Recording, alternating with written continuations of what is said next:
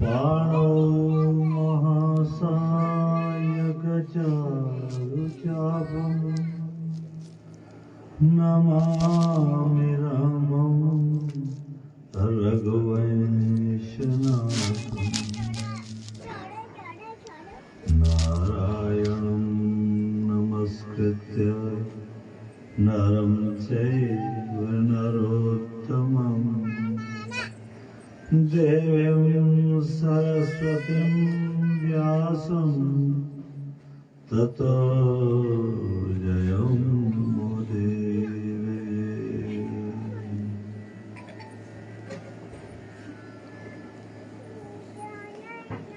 ॐ सहना भवतु सहनौ भुनक्तु सह वीर्यं करवावहै तेजस्विनावधीतमस्तु मा विद्विषावहै।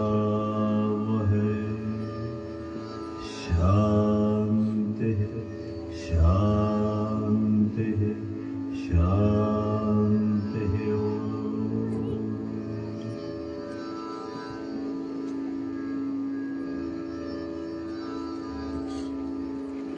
बोलो वृंदावन बिहारी लाल की, नारायण भगवान की, जगदम्बा मैया की, शंकर भगवान की, हरिवंश पुराण की, सत्य सनातन धर्म की।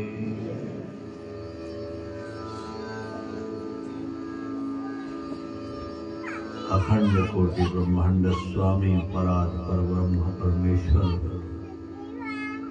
सच्चिदानंद घन भगवती राजराजेश्वरी अम्बा पराम्बा त्रिपुराम्बा के सहित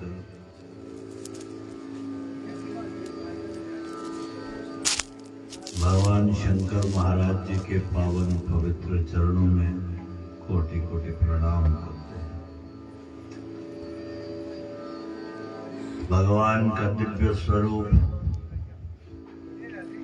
अष्टादश सहस्रात्मक हरिवंश महापुराण को सर्वतोभद्र मंडल में विराजमान 33 कोटि देवताओं को, ऋषिगणों को, पितृगणों को, वेदों को, शास्त्रों को, गुरु परंपरा को बार बार प्रणाम करते हुए आज का हरिवंश महापुराण का ज्ञान यज्ञ सत्संग वाक पुष्पांजलि श्री हरि अर्पण करते हैं। सम्माननीय यज्ञ की पूर्ति के लिए आवृत्त किए गए ब्राह्मणगण, यज्ञाचार्य महोदय, भगवान की शाश्वत कृपा के पात्र, अखंड कृपा के पात्र मंडोत्रा परिवार के सदस्यगण, श्रीमान राजमल मंडोत्रा जी, निशांत जी, इनके अन्य रिश्ते नातेदार, भाई बंधु,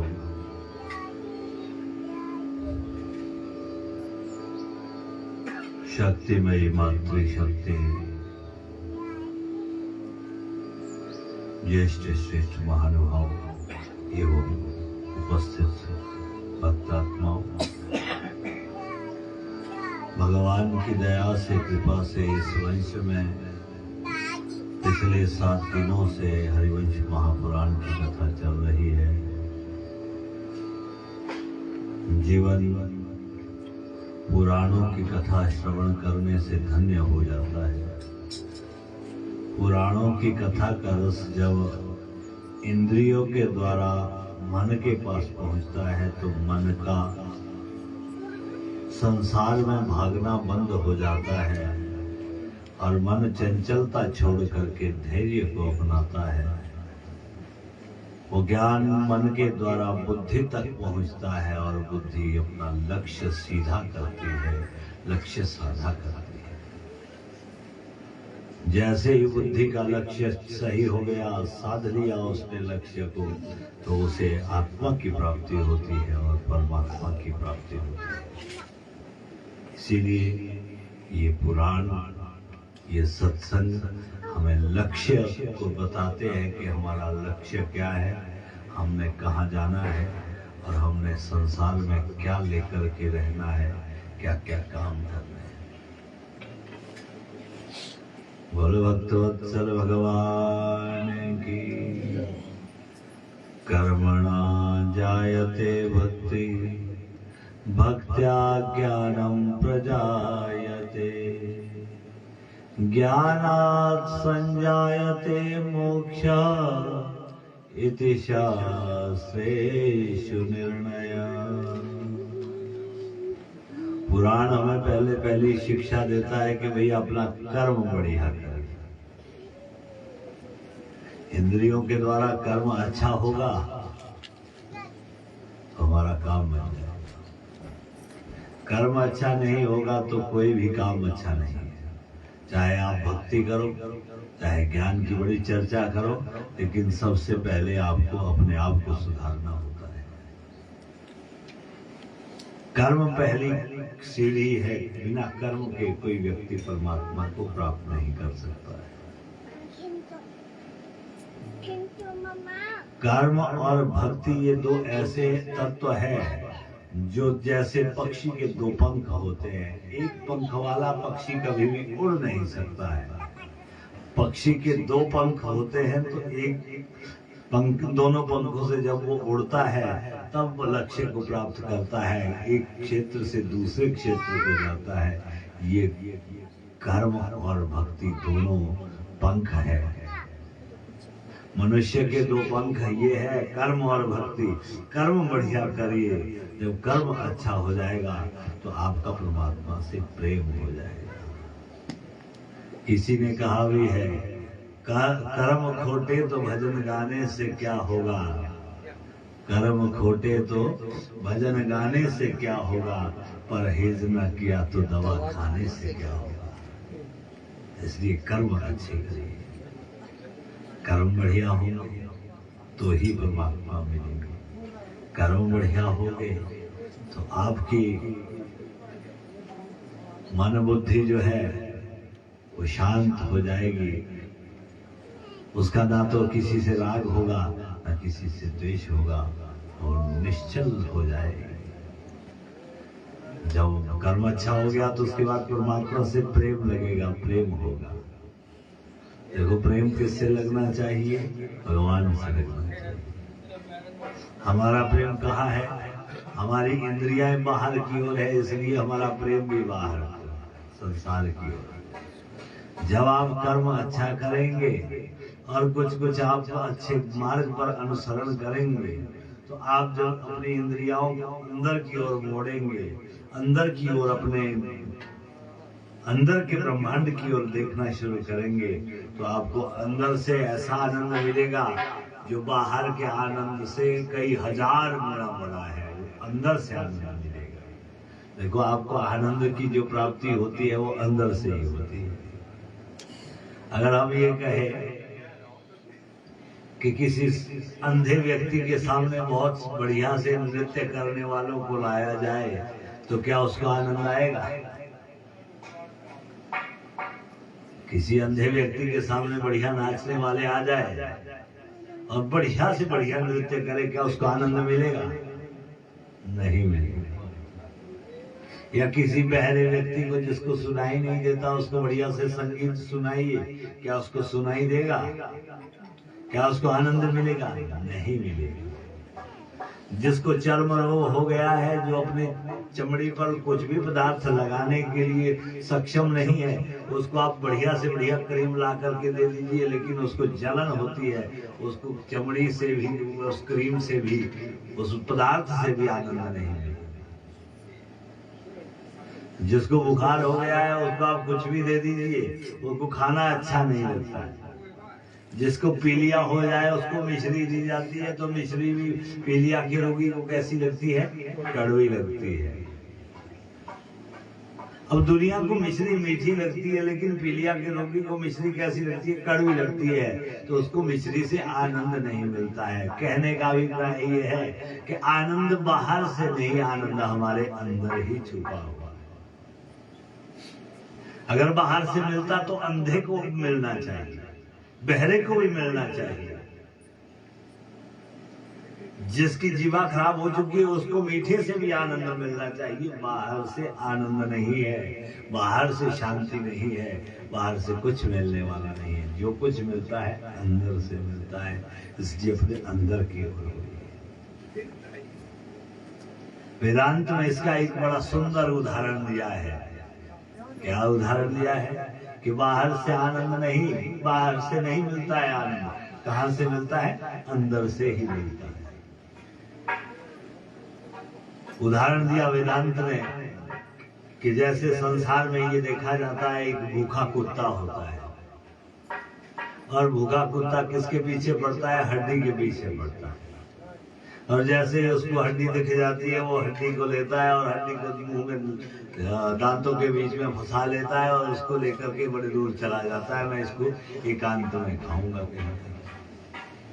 अब वो क्या करता है? उसको, उस हड्डी को देखता है, देख करके उसको चाटता है वो, लेकिन उससे मांस नहीं निकलता है। और तो अंत में बड़े जोर से दबाने लगता है। जब जोर से दबाता है उसको, तो उसके द्वारा क्या लगता है? उसको उसके मसूड़ों का रक्त उसमें लगता है, हड्डी में। और कुत्ता बड़ा प्रसन्न होता है कि देखो इससे खून निकल रहा है, रक्त निकल रहा है।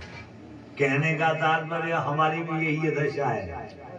हम भी जो बाहर से हमें चीज मिलती है उसी के द्वारा हमें आनंदित होते हैं, लेकिन बाहर से भी वही तत्व हमें आनंद देता है जो हमारे अंदर होता है। इसलिए अगर आप शाश्वत शांति चाहते हैं, हमेशा के लिए शांति चाहते हैं, तो अंदर की ओर जाना चाहिए। जैसे कुत्ते को किस में आनंद मिल रहा है? जब वो लहू को देखता है, रक्त को देखता है, तो उसको चाटता है। वो आनंद कहां से मिला? उसको अंदर से ही मिला, बाहर से तो कुछ नहीं मिला। बाहर से कुछ नहीं मिला, उसका अपना ही रक्त था, उसी को चाट करके खुश हो रहा है। ऐसे ही हम भी प्रसन्न हो जाते हैं। जब कोई हमारी बड़ी प्रशंसा करता है तो हम बड़े प्रसन्न हो जाते हैं कि देखो हम कितने महान हैं, लेकिन उसमें शाश्वत आनंद नहीं, वो क्षणिक है। प्रतिष्ठा सुकरीविष्ठा त्रयं त्यक्त्वा सुखी भवे। ये जो प्रशंसा है, ये जो प्रतिष्ठा है, ये कुछ क्षण तो आपको आनंद दे सकती है, लेकिन हमेशा के लिए आनंद नहीं दे सकती। हमेशा के लिए तो आनंद ऐसा है जैसे गूंगे व्यक्ति को गुड़ खिला दिया जाए, वो उसके रस को अभिव्यक्त तो नहीं कर सकता, लेकिन आनंद महसूस कर सकता है। आनंद भी महसूस करने की विधा है, आनंद भी अनुभव करने की विधा है, वो बताया नहीं जाता है। उस आनंद को आप अभिव्यक्त नहीं कर सकते। ये भक्ति है, और भक्ति और कर्म जब सीधे सीधे ठीक हो जाएंगे तो उसके बाद आपको किसकी प्राप्ति हो जाएगी? ज्ञान की प्राप्ति हो जाएगी। अभी हम कैसे हैं? ना तो हमारे पास कर्म अच्छा है, ना परमात्मा से प्रेम लग रहा है, दोनों चीजें नहीं है। तो इसलिए जो कुछ ज्ञान भी है वो भी आधा अधूरा है। इसलिए कहीं भी हम जाने में सक्षम नहीं है, कुछ भी पाने में हम समर्थ नहीं है। जब आपकी भक्ति बढ़िया हो जाएगी, ज्ञान अच्छा हो जाएगा और आपके पास परमात्मा का प्रेम जागृत हो जाएगा, तो जिस राह से आप चलेंगे उस राह से आपको परमात्मा के दर्शन हो जाएंगे। ज्ञानात् संजायते मोक्ष इति शास्त्रेषु निर्णय। ज्ञान से किस चीज की प्राप्ति होगी? मोक्ष की होगी। ज्ञान से ही मोक्ष मिला करता है। ऋते ज्ञाना न मुक्ति, बिना ज्ञान से मुक्ति नहीं है। इसलिए ज्ञान के लिए संसार में व्यक्ति जाता है, ज्ञान को प्राप्त करता है। ज्ञान रखिए, बिना ज्ञान से मुक्ति नहीं है। इसीलिए ऋषि लोग सत्संग करते हैं ज्ञान की प्राप्ति के लिए। संसार में मन ना फंस जाए, इसलिए अपने मन को इधर उधर से भटकाने से बढ़िया है कि एक जगह लग जाए। इसलिए ऋषि लोग जो है सत्संग करते हैं। लेकिन आज तो मन कई कई दिशाओं में भटका रहता है, कई कई दिशाओं में जाता रहता है। मन को नियंत्रण करने के लिए कथा होती है और शांति दिलाने के लिए कथा हुआ करते हैं। बोलो नारायण भगवान की।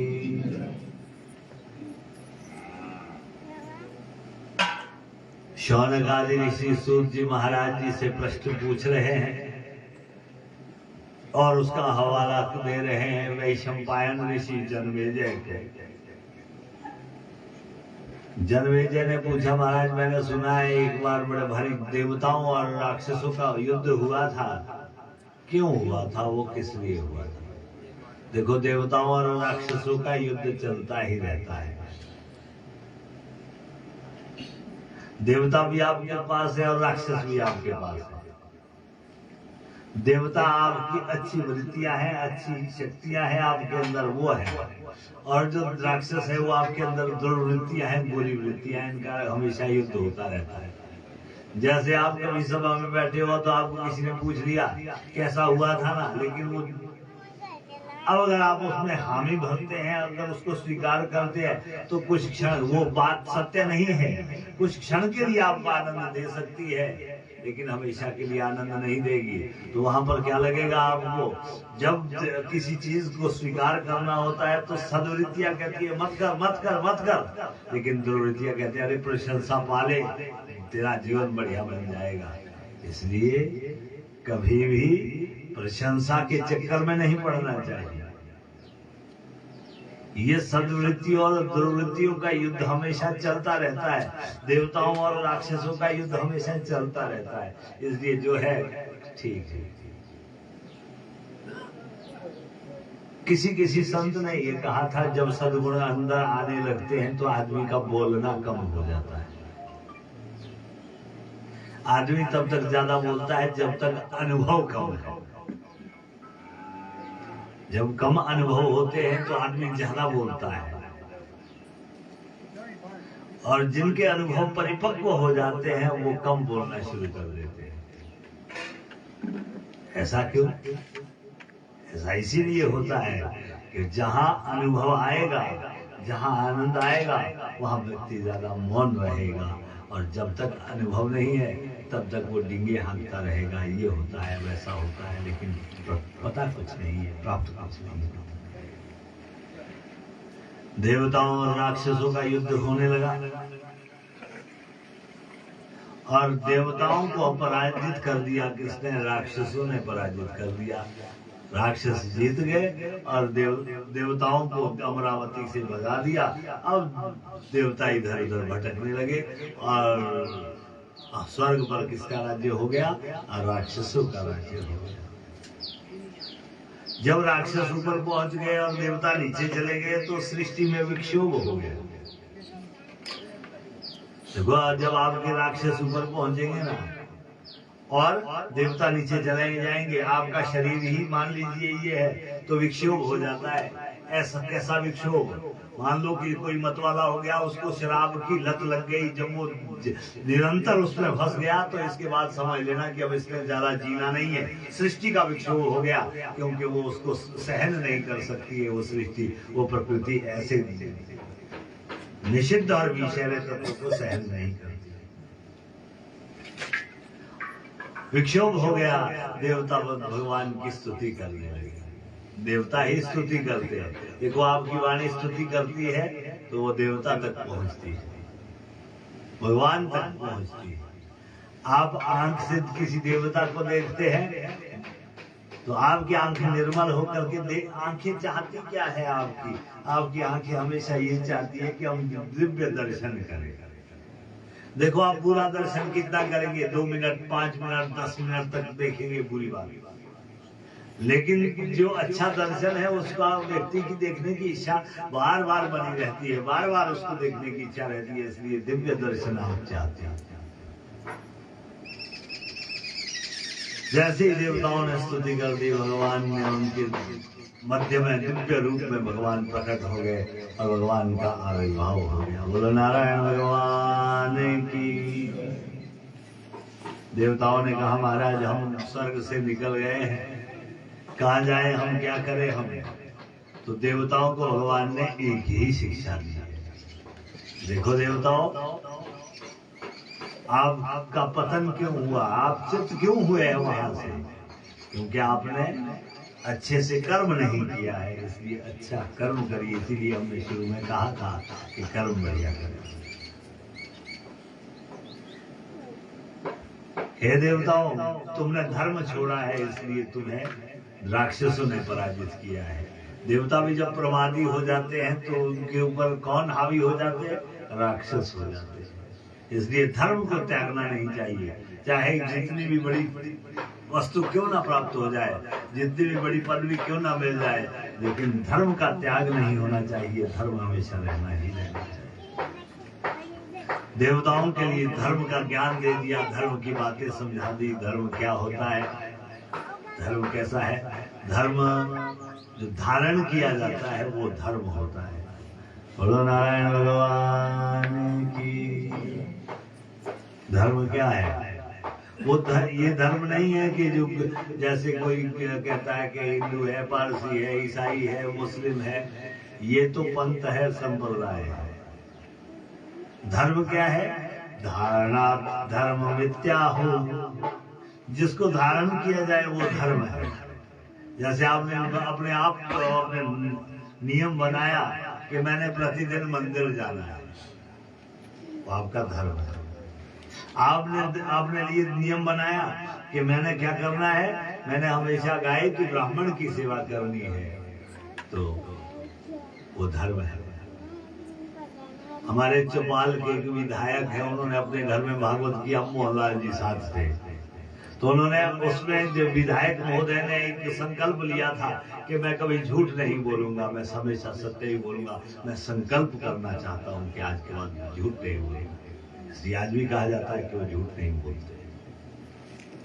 जब कभी ज्यादा उनको फोन आते हैं तो फोन ही बंद कर देते, सुनते नहीं है, लेकिन झूठ आज भी नहीं बोलते। वो धर्म है, अपने लिए तैयार किया गया जो निर्णय है वो धर्म कहलाता है। इसलिए एक चीज को ये ऐसी धारण करिए जिसके बल पर आपको ये शांति मिले कि मेरे जीवन में ये चीज बड़ी अच्छी है, इसके द्वारा मैं इस भवसागर से पार रह जाऊंगा। अरुंधति माता का आज भी नाम लिया जाता है पातिव्रत्य धर्म के बल पर। युधिष्ठिर का आज भी नाम लिया जाता है तो सत्य के धर्म पर। हरिश्चंद्र का आज भी नाम लिया जाता है सबसे बोलने के धर्म पर। रामचंद्र को आज भी याद किया जाता है तो मर्यादा के आचरण के बल पर याद किया जाता है। सीता को आज भी त्याग की मूर्ति कहा जाता है, त्याग के बल पर आज भी याद किया जाता है। इसलिए कोई ना कोई एक ऐसा तो हमारे अंदर होना ही होना चाहिए। भीष्म को याद किया जाता है तो उसकी भीष्म प्रतिज्ञा के धर्म के बल पर याद किया जाता है। हम क्या करते हैं? हमारे पास है कुछ जिसके द्वारा हम इस भवसागर से पार हो जाएंगे। बोलो नारायण भगवान की। इसलिए अपने जीवन का उद्धार करने के लिए, अपना कल्याण करने के लिए व्यक्ति को धर्म का दान देते हैं। देवताओं के लिए धर्म की शिक्षा भगवान देते हैं कि धर्म का आचरण करो। और जैसे ही धर्म का उन्होंने पालन कर दिया, देवताओं के पास शक्ति आ गई और पुनर्युद्धम, दोबारा से उनका देवताओं और दानवों का युद्ध हुआ, राक्षसों का युद्ध हो गया। और इंद्र ने क्या कर दिया, इंद्रादि देवताओं ने क्या कर दिया, सारे के सारे राक्षसों को नष्ट कर दिया और वहां से भगा दिया। और धर्म के बल पर देवताओं को शक्ति प्राप्त होती है और धर्म के बल पर ही राक्षसों को हराया जाता है। अब जब राक्षस हार गए, राक्षसों के हारने पर क्या हुआ कि उनकी जो पत्नियां थी, राक्षसों की पत्नियां थी, वो युद्ध करने के लिए आई। बोलो नारायण भगवान की। आज भी हमने ऐसा देखा है, बुरा मत मानिएगा, अब आपके ऊपर चोट टल रहे हैं। आजकल हमने भी ऐसा देखा है जहां पर भी कहीं अगर कोई थोड़ी सी संधि में कहीं गड़बड़ होती है, कहीं किसी की जमीन का झगड़ा होता है, किसी के घर का झगड़ा होता है, मकान का झगड़ा होता है, पुरुष तो कम बोलता है लेकिन पत्नियां ज्यादा बड़बड़ करती है। आज भी ये देखा जाता है, वहां पत्नियों का ही युद्ध ज्यादा होता है, ये अक्सर देखा जाता है। ये मैं अपने अनुभव की भी बात कर रहा हूँ। जहां मैं रहता हूँ सोलन में, वहां पर दो व्यक्तियों का अक्सर झगड़ा रहता है। तो बेचारे खुद तो कुछ नहीं बोलते, लेकिन पत्नियां इतना बोलती है कि पूरा मोहल्ला ही फिर अपने कानों को बंद कर देता है कि भाई इनका तो बड़ा भारी विवाद हो गया। इसलिए दानवों की पत्नियों ने क्या कर दिया, युद्ध कर दिया। यद्यपि युद्ध में पत्नियों का काम नहीं होता है, जितना हो सके सहनशीलता रखिए। जैसे युद्ध होने लगा, अंत में उनको अब पत्नियां आई तो पत्नियों के साथ देवता चाहते थे, युद्ध नहीं चाहते थे, लेकिन अंत में जाकर के वरुण महाराज जी और चंद्र महाराज जी ने क्या कर दिया, दैत्यों का संहार प्रारंभ कर दिया। अभी तक तो संहार नहीं किया था। जैसे ही उन राक्षसियों ने देखा, राक्षसों की पत्नियों ने देखा कि ये तो मारने ही लग गए हैं और वरुण और चंद्रमा तो मारने के आतुर हो गए, तो वहां से वो भी भाग ली है। इस तरह से देवताओं को विजय प्राप्त हुई है। बोलो नारायण भगवान की। देवताओं को विजय प्राप्त हो गई। देवता बड़े आनंद से अपने स्वर्ग में रहने लगे। ये जब राक्षसों की पराजय को सुना, कालनेमी नामक दानव ने सुना, राक्षस ने सुना, तो उसने अपना बड़ा भीषण उग्र रूप धारण कर लिया। उग्र रूप कालनेमी राक्षस ने धारण कर दिया। आज भी जो कोई भयंकर व्यक्ति होता है, भयंकर अधर्मी होता है, उसको क्या लोग कहते हैं, भाई ये तो आज के युग का कालनेमी है, ये तो बड़ा भारी कालनेमी है। और वो कालनेमी राक्षस देवताओं के साथ युद्ध के लिए आ गया और दोबारा से युद्ध होने लग गया। जैसे युद्ध हुआ है और उस युद्ध में कालनेमी की विजय हुई है, कालनेमी राक्षस की विजय हुई है। वही कालनेमी अगले जन्म में किस रूप में आया था, दूसरे जन्म में वही कालनेमी की ही शायद कंस के रूप में अवतरित हुआ था, वही कालनेमी कंस बना था। कालनेमी की विजय हो गई, देवता हार गए। अब उन्होंने क्या कर दिया, कालनेमी ने सारे के सारे देवताओं को बंदी बना दिया। देवताओं को बंदी बना दिया। कभी कभी ऐसा भी समय आता है कि देवताओं को बंदी बनाया जाता है। देवताओं को बंदी बनाने से क्या तात्पर्य है कि जब सत्कर्म करवाना बंद कर दिया जाता है, सत्कर्म होना बंद करवा दिया जाता है कि अब भाई ये सत्कर्म नहीं होगा, वही देवता है। जैसे मान लो कहीं कहीं ये कहा जाता है कि भाई आज के बाद सत्कर्म नहीं होगा। हमारे पहाड़ों में एक बड़ी परंपरा है। बोलो नारायण भगवान की। शिमला जिला की हम बात करें, जब वहाँ के देवता लोग तीर्थ के लिए निकलते हैं तो वहाँ पर कहा जाता है कि कोई भी शुभ कृत्य नहीं होगा। अब मान लो कोई देवता बद्रीनाथ के लिए पैदल जाते हैं तो लगभग 2-2.5 महीने लग जाते हैं, तो कोई यहाँ ब्रजेश्वरी के धाम आते हैं तो उनका लगभग 15-20 दिन लगते हैं। तो अगर जब वो तय हो गया कि देवता ने जाना है, अगर किसी ने पहले शादी के मुहूर्त वगैरह भी निकाल दिए होते हैं या कि कोई सत्संग होना होता है, भागवत कथा इत्यादि होनी होती है, वो भी कैंसिल हो जाते हैं कि भाई आज के बाद शुभ कृत्य नहीं होगा। तो यही ये कई इस रूपों में भी और कई जगह कैसा होता है कि जैसे उन्होंने क्या कर दिया कि भाई अब क्या करेंगे, कालनेमी ने जैसे ही देवताओं को नियंत्रण में किया कि अब ये कोई भी सत्कर्म नहीं करेंगे और सारे के सारे देवताओं को अपने वशीभूत कर लिया। और जैसे ही देवताओं को वशीभूत कर दिया, आओ कालनेमी ने क्या कर दिया, भगवान नारायण के वैकुंठ की तरफ चलना शुरू कर दिया। कालनेमी ने कि मैंने विष्णु के साथ युद्ध करना है और विष्णु के ऊपर विजय प्राप्त करनी है, अब वहां के लिए चलेंगे। भगवान नारायण ने देखा काल ने भी आया है, उन्होंने अपना अद्भुत रूप धारण कर लिया। अद्भुत रूप धारण करते हुए और उस दानव का वध कर दिया और उस दानव को का संहार कर दिया। और देवताओं के ऊपर भगवान की कृपा हो गई कि देखो काल नेमी को उन्होंने मार डाला, भगवान नारायण ने काल नेमी को मार डाला। इस तरह से देवताओं को सुरक्षा भी प्रदान हो गई और बंधन से भी मुक्त हो गए और हमेशा हमेशा के लिए शांति भी प्राप्त हो गई। बोलो नारायण भगवान की। जब व्यक्ति उन्मत्त होता है, देवताओं को बंधन में डाल सकता है, लेकिन भगवान को बंधन में डालना बड़ा कठिन होता है। देवताओं को बंधन में डाला जा सकता है, जैसे कोई व्यक्ति सत्य बोलना चाहता है लेकिन उसके सत्य को दबा दिया जाता है।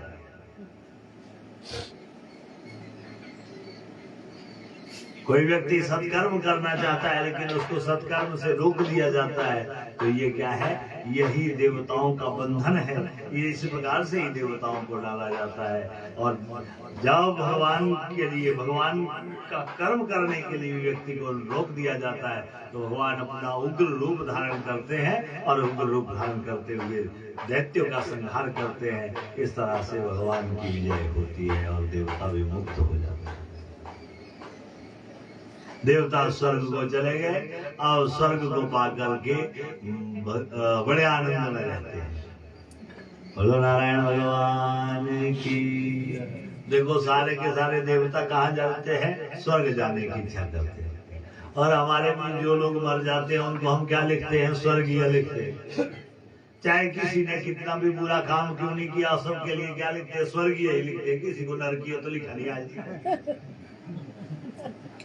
चाहे बुरा से बुरा काम करने वाला भी व्यक्ति क्यों ना हो, सबको क्या लिखते हैं? स्वर्गीय ही लिखते हैं। क्योंकि स्वर्ग में क्या है? आनंद है।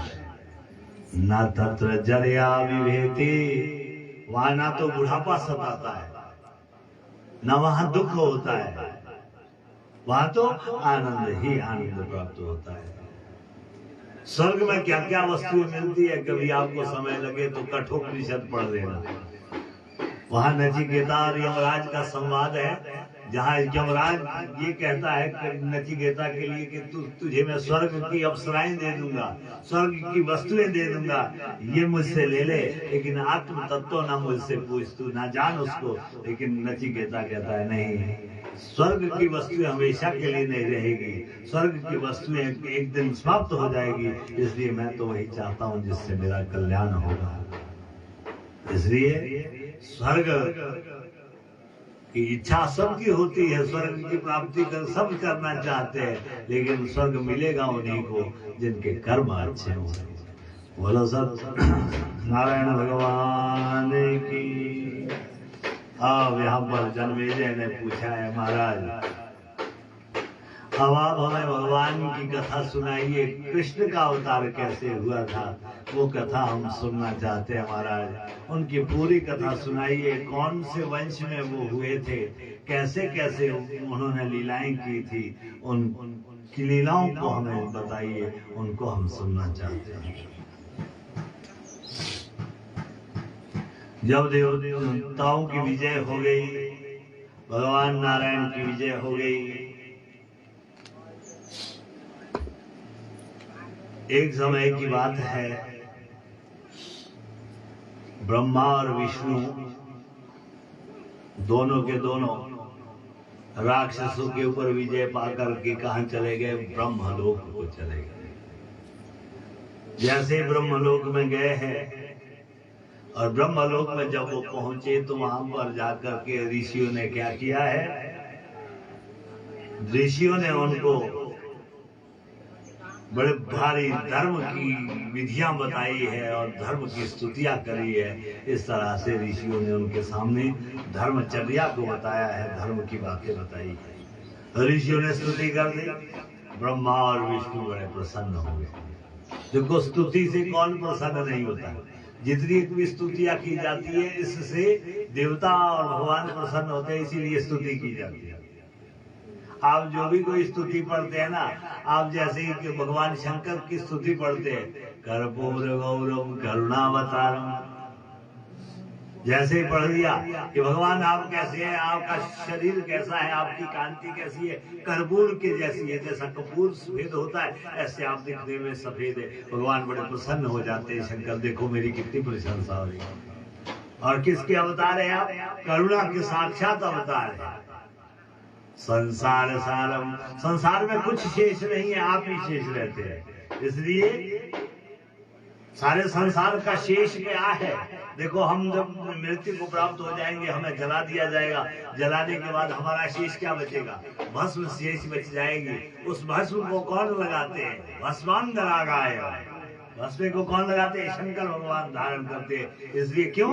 क्योंकि शेष आप बचते हैं, और जितना कुछ संसार का कोई शेष तत्व है उसको भी आप अपने में ग्रहण करते हैं। इसलिए शेष कुछ नहीं है।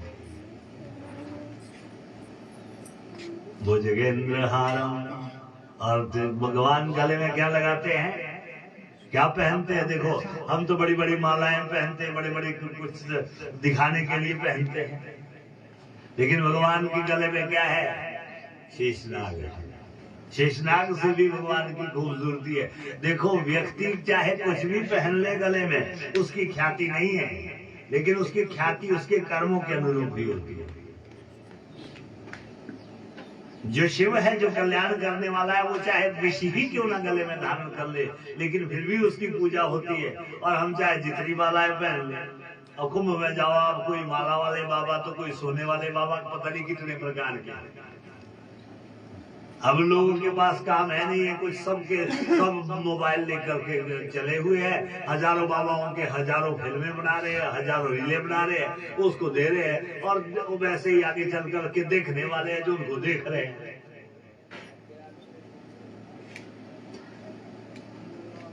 व्यक्ति की ख्याति उसके गुणों से बढ़ती है, उसका वर्चस्व उसके गुणों से संसार में फैलता है। इसलिए जैसे ऋषियों ने वहां पर स्तुति कर दी,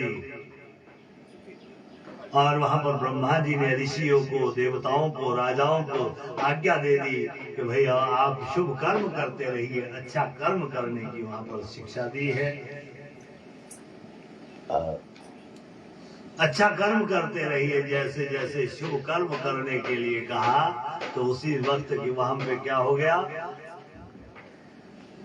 पृथ्वी भी अपना दिव्य रूप धारण करते हुए ब्रह्मा जी के पास पहुंची। उन्होंने कहा कि मेरे ऊपर बड़ा भार बढ़ गया है, पापी लोग पैदा हो गए हैं, दुष्ट लोग पैदा हो गए। ब्रह्मा जी ने राजाओं को आज्ञा दे दी, ब्रह्मा जी ने देवताओं को आज्ञा दे दी कि जो दुष्ट लोग हैं, दुष्ट राजा है, उनका संहार प्रारंभ कर दो, और उनका संहार कर दो, उनका नाश कर दो। इसलिए जितने भी बुरे बुरे राक्षस है, बुरे बुरे राजा है, उनको नष्ट कर दिया जाए। साधु पर्वत के शिखर पर चले गए, और वहां पर जाकर के वो बड़ी भारी प्रार्थना करते हैं। अंत में जाकर के ब्रह्मा के सहित पृथ्वी ने जब प्रार्थना की है, तो भगवान ने दर्शन दिया, और भगवान दर्शन देकर के कहते हैं, हे पृथ्वी, अभी तो देवताओं को मैंने तुम्हारे ऊपर से पाप निवृत्त करने के लिए आकर तेरे ऊपर अवतार लूंगा, और अवतार लेकर के तुम्हारे कष्ट को निवृत्त करूंगा। बोलो नारायण भगवान की। अब ब्रह्मा जी ने अपने अंशावतार ग्रहण करने के लिए देवताओं को भी निर्देश दे दिए। ब्रह्मा जी ने कि देखो भाई देवताओं, पृथ्वी पर चले जाओ, पृथ्वी पर अवतार अपने अपने अंश से अवतार ग्रहण कर लो। एक रूप में तो तुम यहाँ रहो, दूसरे रूप में पृथ्वी पर अवतार ग्रहण कर दो, सारे के सारे देवताओं के लिए। क्यों? क्योंकि अब भगवान भी अवतार लेने वाले हैं, जल्दी से भगवान आ जाएंगे। पृथ्वी पर कई कई वर्ष बीत जाते हैं, और ब्रह्मलोक में एक क्षण बीतता है, भगवान पता नहीं कब ले लेंगे अवतार। इसलिए जैसे जैसे देवता उतरने लगे, और भगवान ने अवतार लेना था, मथुरा में, वृंदावन में जाकर के देवता किसी न किसी रूप में अवतार लेने लगे। सबसे पहले जो अवतार लिए है, वो जो दीर्घ काय, लंबे लंबे बड़े बड़े शरीर के रूप में अवतार देवताओं ने लिया है। कोई वृक्ष के रूप में लिया, कोई किसी के रूप में, जिनकी बड़ी लंबी आयु रही है, उनके रूप में अवतार ले लिया। इस तरह से वहां पर अवतार लिया है। अब राजा बड़े उन्मत्त हो गए थे, उन राजाओं का संहार भी देवताओं ने प्रारंभ कर दिया। एक समय की बात है, सागर बड़ा भारी गर्जना करने लग गया। सागर में बड़ा अभिमान आ गया कि मेरा मुकाबला कोई कर ही नहीं सकता है, मुझे कोई परास्त कर ही नहीं सकता है। सागर को बड़ी भारी अभिमान हो गया था। और भगवान नारायण वहां गए और उन्होंने क्या कह दिया, शांतो भवः। अरे सागर शांत हो जा, तू राजा की तरह गर्वित हो रहा है, राजा की तरह अहंकारी हो गया है तू भी। मैंने राजाओं का भी संहार करना प्रारंभ कर दिया है, इसलिए तू भी कैसा हो गया है, गर्जना करने वाला हो गया है। इसलिए मेरा तेरे लिए आशीर्वाद है अभी तेरे लिए कि तू शांत हो जा, शांतो भवः।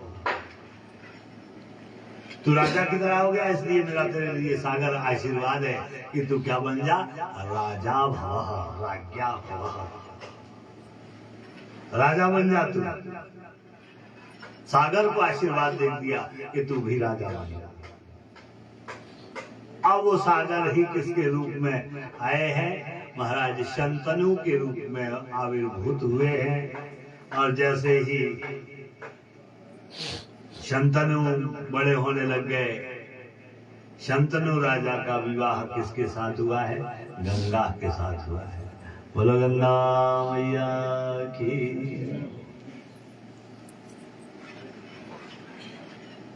गंगा रहती कहाँ थी, वैकुंठ में, भगवान नारायण के चरणों में रहती थी। एक दिन क्या हुआ कि 3 रानियां साथ रहती थी भगवान के वैकुंठ में। एक गंगा, दूसरी सरस्वती और तीसरी राधा, तीनों वैकुंठ में रहते हैं। एक दिन तीनों रानियों में आपस में खटपट हो रही है।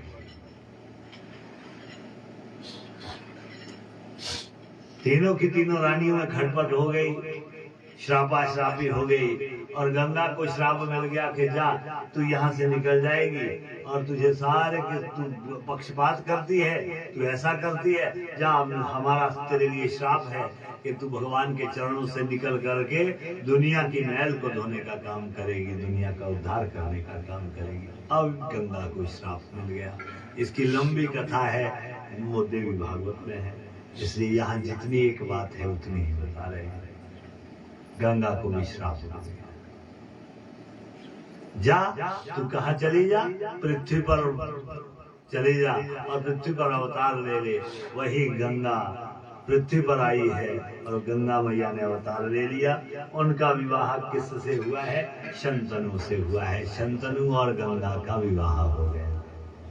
बोलो नारायण भगवान की। अब आपसे एक बात कहते हैं, देखो गंगा का लक्ष्य क्या है, सागर तक पहुंचना।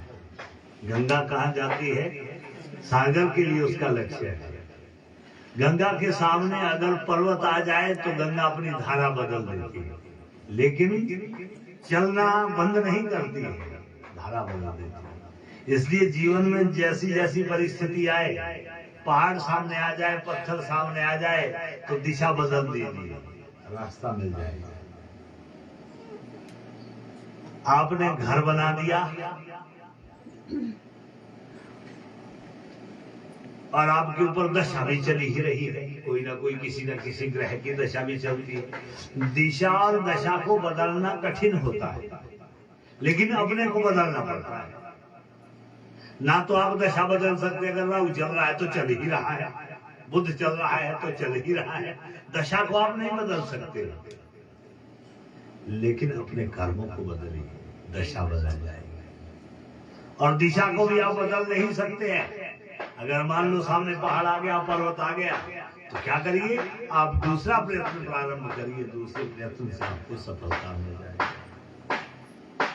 लेकिन गंगा पहुंचती कहाँ है, सागर के पास ही पहुंचती है। इसलिए गंगा का विवाह किससे होता है, सागर से होता है। सागर माने शंतनु से होता है कि तू शांत हो जा, शंतनु से विवाह। गंगा के वहां जाकर के शंतनु के घर में रह करके 8 पुत्र पैदा होते हैं। कितने पुत्र पैदा हुए? 8 पुत्र।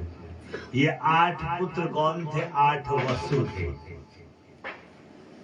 लेकिन गंगा ने जब शंतनु से विवाह किया था तो ये कहा था कि देखो महाराज, मैं विवाह तो आपसे करूंगी, लेकिन मैं स्वच्छंद रहूंगी, स्वतंत्र रहूंगी।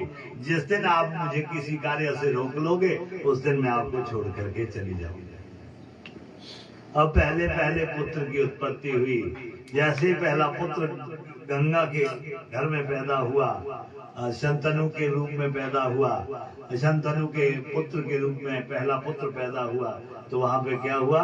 गंगा मैया ने उस पुत्र को लिया और लेकर के सागर की ओर बढ़ गई। जैसे ही सागर की ओर बढ़ी तो उसमें अपने पहले पुत्र को डाल दिया। पीछे पीछे शंतनु भी चल रहे थे, ये क्या कर रही है गंगा, लेकिन रोक सकते नहीं है। इस तरह से उन्होंने क्या कर दिया, अपने 7 पुत्रों को नष्ट कर दिया। 7 पुत्र गंगा में डाल दिया। अब जैसे ही 8वां पुत्र पैदा हुआ और उसको लेकर के आगे जाने लगी गंगा, जैसे उसको गंगा समुद्र में डालने ही वाली थी कि शंतनु ने कह दिया, गंगा इस पुत्र को मत डालो, इस पुत्र को मुझे दे दो, इस पुत्र का वध मत करो। ऐसा कह दिया गंगा ने, ठीक है इस पुत्र को ले लो, लेकिन मैंने आपसे कहा था जिस दिन आप मुझे रोकोगे उस दिन मैं तुम्हें छोड़ करके चली जाऊंगी। अब मैं जा रही हूँ, मैं तुम्हें छोड़ रही हूँ। शंतनु को पुत्र दे दिया और गंगा मैया अंतर्धान हो गई। अब गंगा मैया सागर में अंतर्धान हो गई। पुत्र बढ़ने लगा। 8 वसुओं में से वो अंतिम वसु था, 8वां पुत्र, जिसको बचा दिया, जो आगे चल करके क्या कहलाया है। उनका नाम तो रखा है, जब नामकरण किया है देवव्रत रखा है, लेकिन वही देवव्रत आगे क्या बने हैं? भीष्म पितामह बने।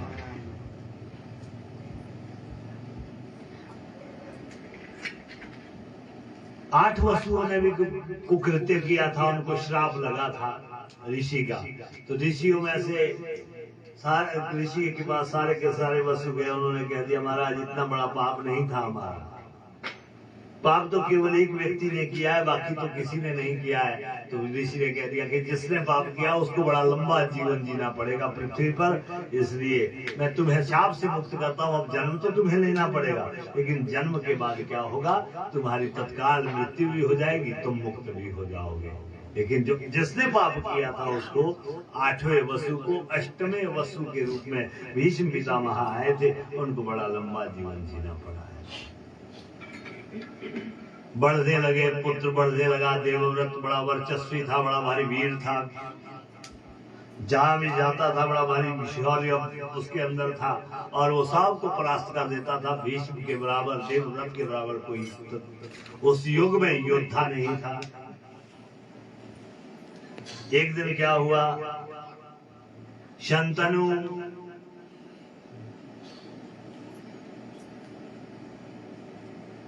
जैसे ही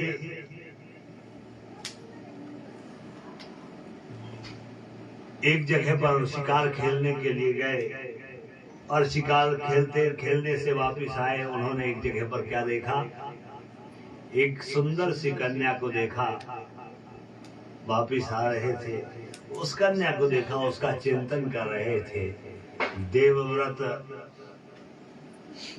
ने अपने पिता को चिंतित देखा और देवव्रत अपने पिता के पास चला गया और देवव्रत कहने लगा, पिताजी आपको क्या चिंता है, क्या कष्ट है? बेटे मुझे कोई कष्ट नहीं, कुछ तो कष्ट है पिताजी जो आप मुझे बता नहीं रहे हैं। बेटे अब युवा अवस्था की संतान थी, युवा हो गया था। अब विवाह करने के दिन तो पुत्र के आ गए थे। पुत्र वह कह रहा है कि बोलिए आपको क्या कष्ट है? मैंने एक जगह पर एक सुंदर सी एक कन्या देखी है। अब इतना ही सुना, अपने पिता की प्रतिज्ञा को पूरा करने के लिए वहां चले गए और जैसे ही उसके पास पहुंचे, वो एक दासराज की कन्या थी जिसका नाम था सत्यवती। दासराज क्या करता था, वो सत्यवती क्या करती थी, टापू में द्वीप में वो रहते थे और द्वीप में रह करके वो नदी से पार कराया करते थे, जो जिनको जाना होता था उससे उनकी वृत्ति चलती थी, वहां पर रहते थे।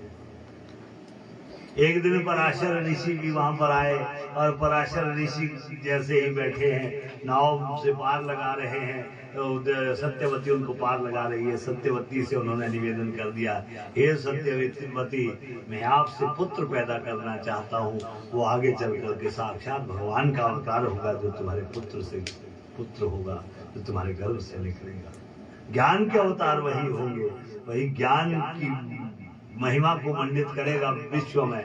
मैं ऐसे पुत्र को तुम्हारे गर्भ से पैदा करना चाहता हूँ। सत्यवती ने कह दिया, महाराज मेरी दो बड़ी कठिनाई।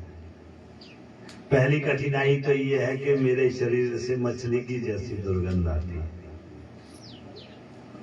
ऋषि तब करके आ रहे थे, पराशर ऋषि, उन्होंने कह दिया, मेरा वरदान है तेरे लिए, जैसे ही मेरा संयोग तुझसे होगा तो तुम्हारी ये मछली की दुर्गंध समाप्त हो जाएगी, तू योजन गंधा बन जाएगी। और उसके बाद सत्यवती के शरीर से दुर्गंध समाप्त होगी। दूसरी इच्छा व्यक्त की है, महाराज मेरा कन्यात्व नष्ट हो जाएगा, मैं कन्या नहीं रहूंगी अगर आपसे संयोग हो जाएगा। तेरे गर्भ से भगवान आ रहे हैं, मेरा वरदान है तेरे लिए कि तू कन्या ही बनी रहेगी, तेरा कन्यात्व नष्ट नहीं होगा। ये वरदान दे दिया और उनके गर्भ से एक पुत्र पैदा हो गए। द्वीप पर पैदा हुए, स्वरूप उनका काला था, इसलिए उनका नाम क्या रख दिया? काले को कहते हैं कृष्ण। द्वीप पर जो पैदा होता है, द्वीप में जिसका घर है, उसका नाम रख दिया द्वैपायन। उनका नाम क्या हो गया? कृष्ण द्वैपायन। बच्चा बढ़ने लग गया, उन्होंने ही आगे चल करके बड़े बड़े ज्ञान का विस्तार किया है, वेदों का विस्तार किया है, पुराणों को रचा है। इस तरह से सारा का सारा जितना एक संसार में ज्ञान है दिया गया है, वो सारा का सारा ज्ञान किसने दिया है? वेद व्यास को दिया है। इसीलिए संसार में ये कहा जाता है व्यासोच्छिष्टम जगत सर्वम। ये सारा का सारा ज्ञान किसका दिया हुआ है? व्यास का। व्यास का झूठा है ये संसार। उन्होंने महाभारत के श्लोक में अंतिम बात ये लिखी है, महाभारत के अंत में ये लिखी है कि देखो वही दुनिया के लोगों, जितना कुछ मैं जानता हूं तुम इतना ही जान पाओगे, इससे अतिरिक्त तो तुम कुछ भी नहीं जान पाओगे। धर्मे चार्थे कामे च मोक्षे च भरतर्षभा यदि आस्ति तदन्यत्र यन्यहास्ति न तत्क्वचित्। धर्म के विषय में तुम उतना ही जानोगे जितना मैंने कह दिया है। इसलिए धर्म को जानना हो, धर्म को पहचानना हो, महाभारत जरूर पढ़िएगा। अर्थ है धन कैसे कमाया जाए, धन की कमाने की कितनी विधाएं हैं, ये केवल मैं जान सकता हूँ, मेरे अतिरिक्त कोई नहीं जान सकता है। जितनी एक बातें मैंने लिखी है अर्थ के विषय में, वही दुनिया जान सकती है, उसके अतिरिक्त कोई नहीं जान सकता। कामनाओं के विषय में भी जो मैंने लिख लिया है, उपभोग कैसे किया जाए वस्तुओं का, ये भी मैंने लिख लिया है, मेरे अतिरिक्त कोई नहीं जानता। और मोक्ष के लिए भी जो मैंने लिखा है संसार में, उसके अतिरिक्त कोई नहीं जान पाएगा। इस तरह से वेद व्यास महाराज जी का जन्म हो गया। वेदों का विस्तार करने के कारण ही उनका नाम क्या था? वेद व्यास था। बोलो वेद व्यास भगवान की।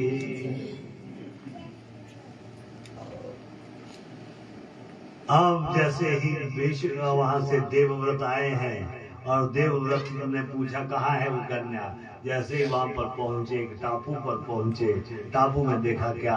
दासराज की एक कन्या है और उनसे कह दिया कि हे देवी, मैं आपका विवाह अपने पिता से करना चाहता हूँ। संसार में ये एकमात्र पुत्र ऐसे हैं जो अपने पिता के विवाह के लिए अर्जी लेकर के गए हैं, जो अपने पिता का विवाह करवाना चाहते हैं। दासराज ने कह दिया, महाराज मैं अपनी कन्या का विवाह आपके पिता से नहीं करवा सकता। क्यों नहीं करवाऊंगा?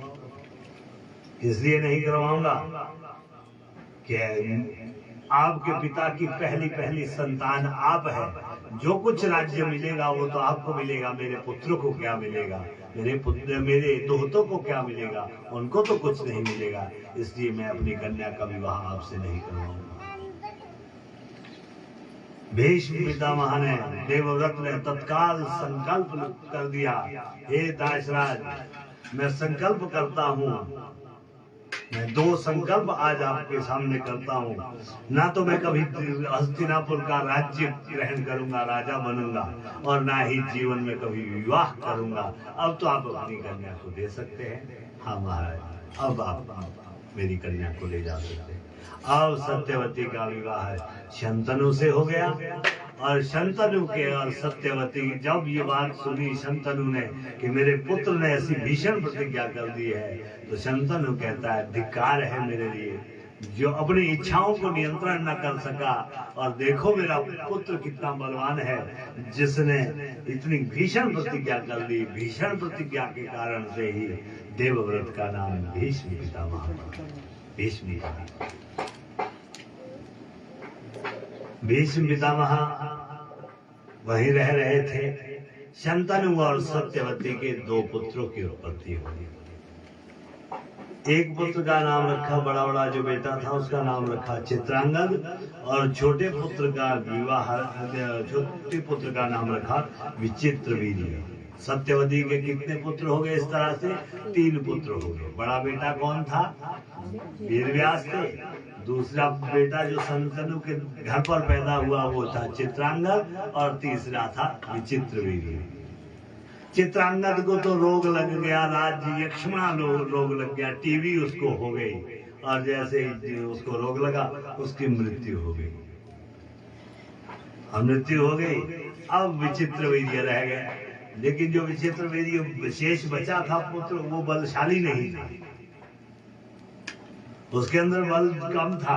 इसलिए जब भी कभी बल के विषय में बात आती तो भीष्म पितामह को जाना पड़ता था, देवव्रत को जाना पड़ता था। उसके साथ कोई कन्या विवाह करने के लिए तैयार नहीं हुई।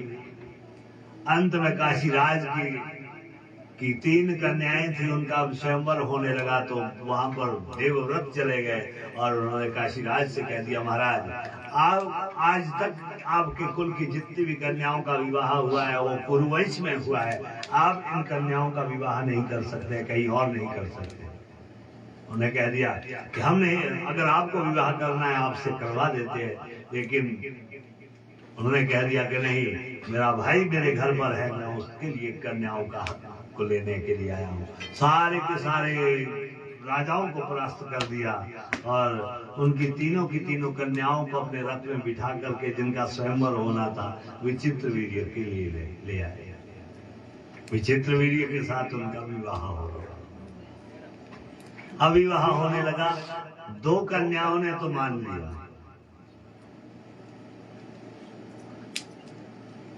अम्बा और अम्बालिका ने तो मान लिया, उन्होंने तो विवाह कर दिया। जो अंबिका बीच वाली कन्या थी उसने कह दिया कि मैं इनके साथ विवाह नहीं करूंगा, मेरी शर्त ये है, जिसने मेरा हरण किया है या तो उसके साथ मैं विवाह करूंगी या मैं किसी और के साथ विवाह करूंगी।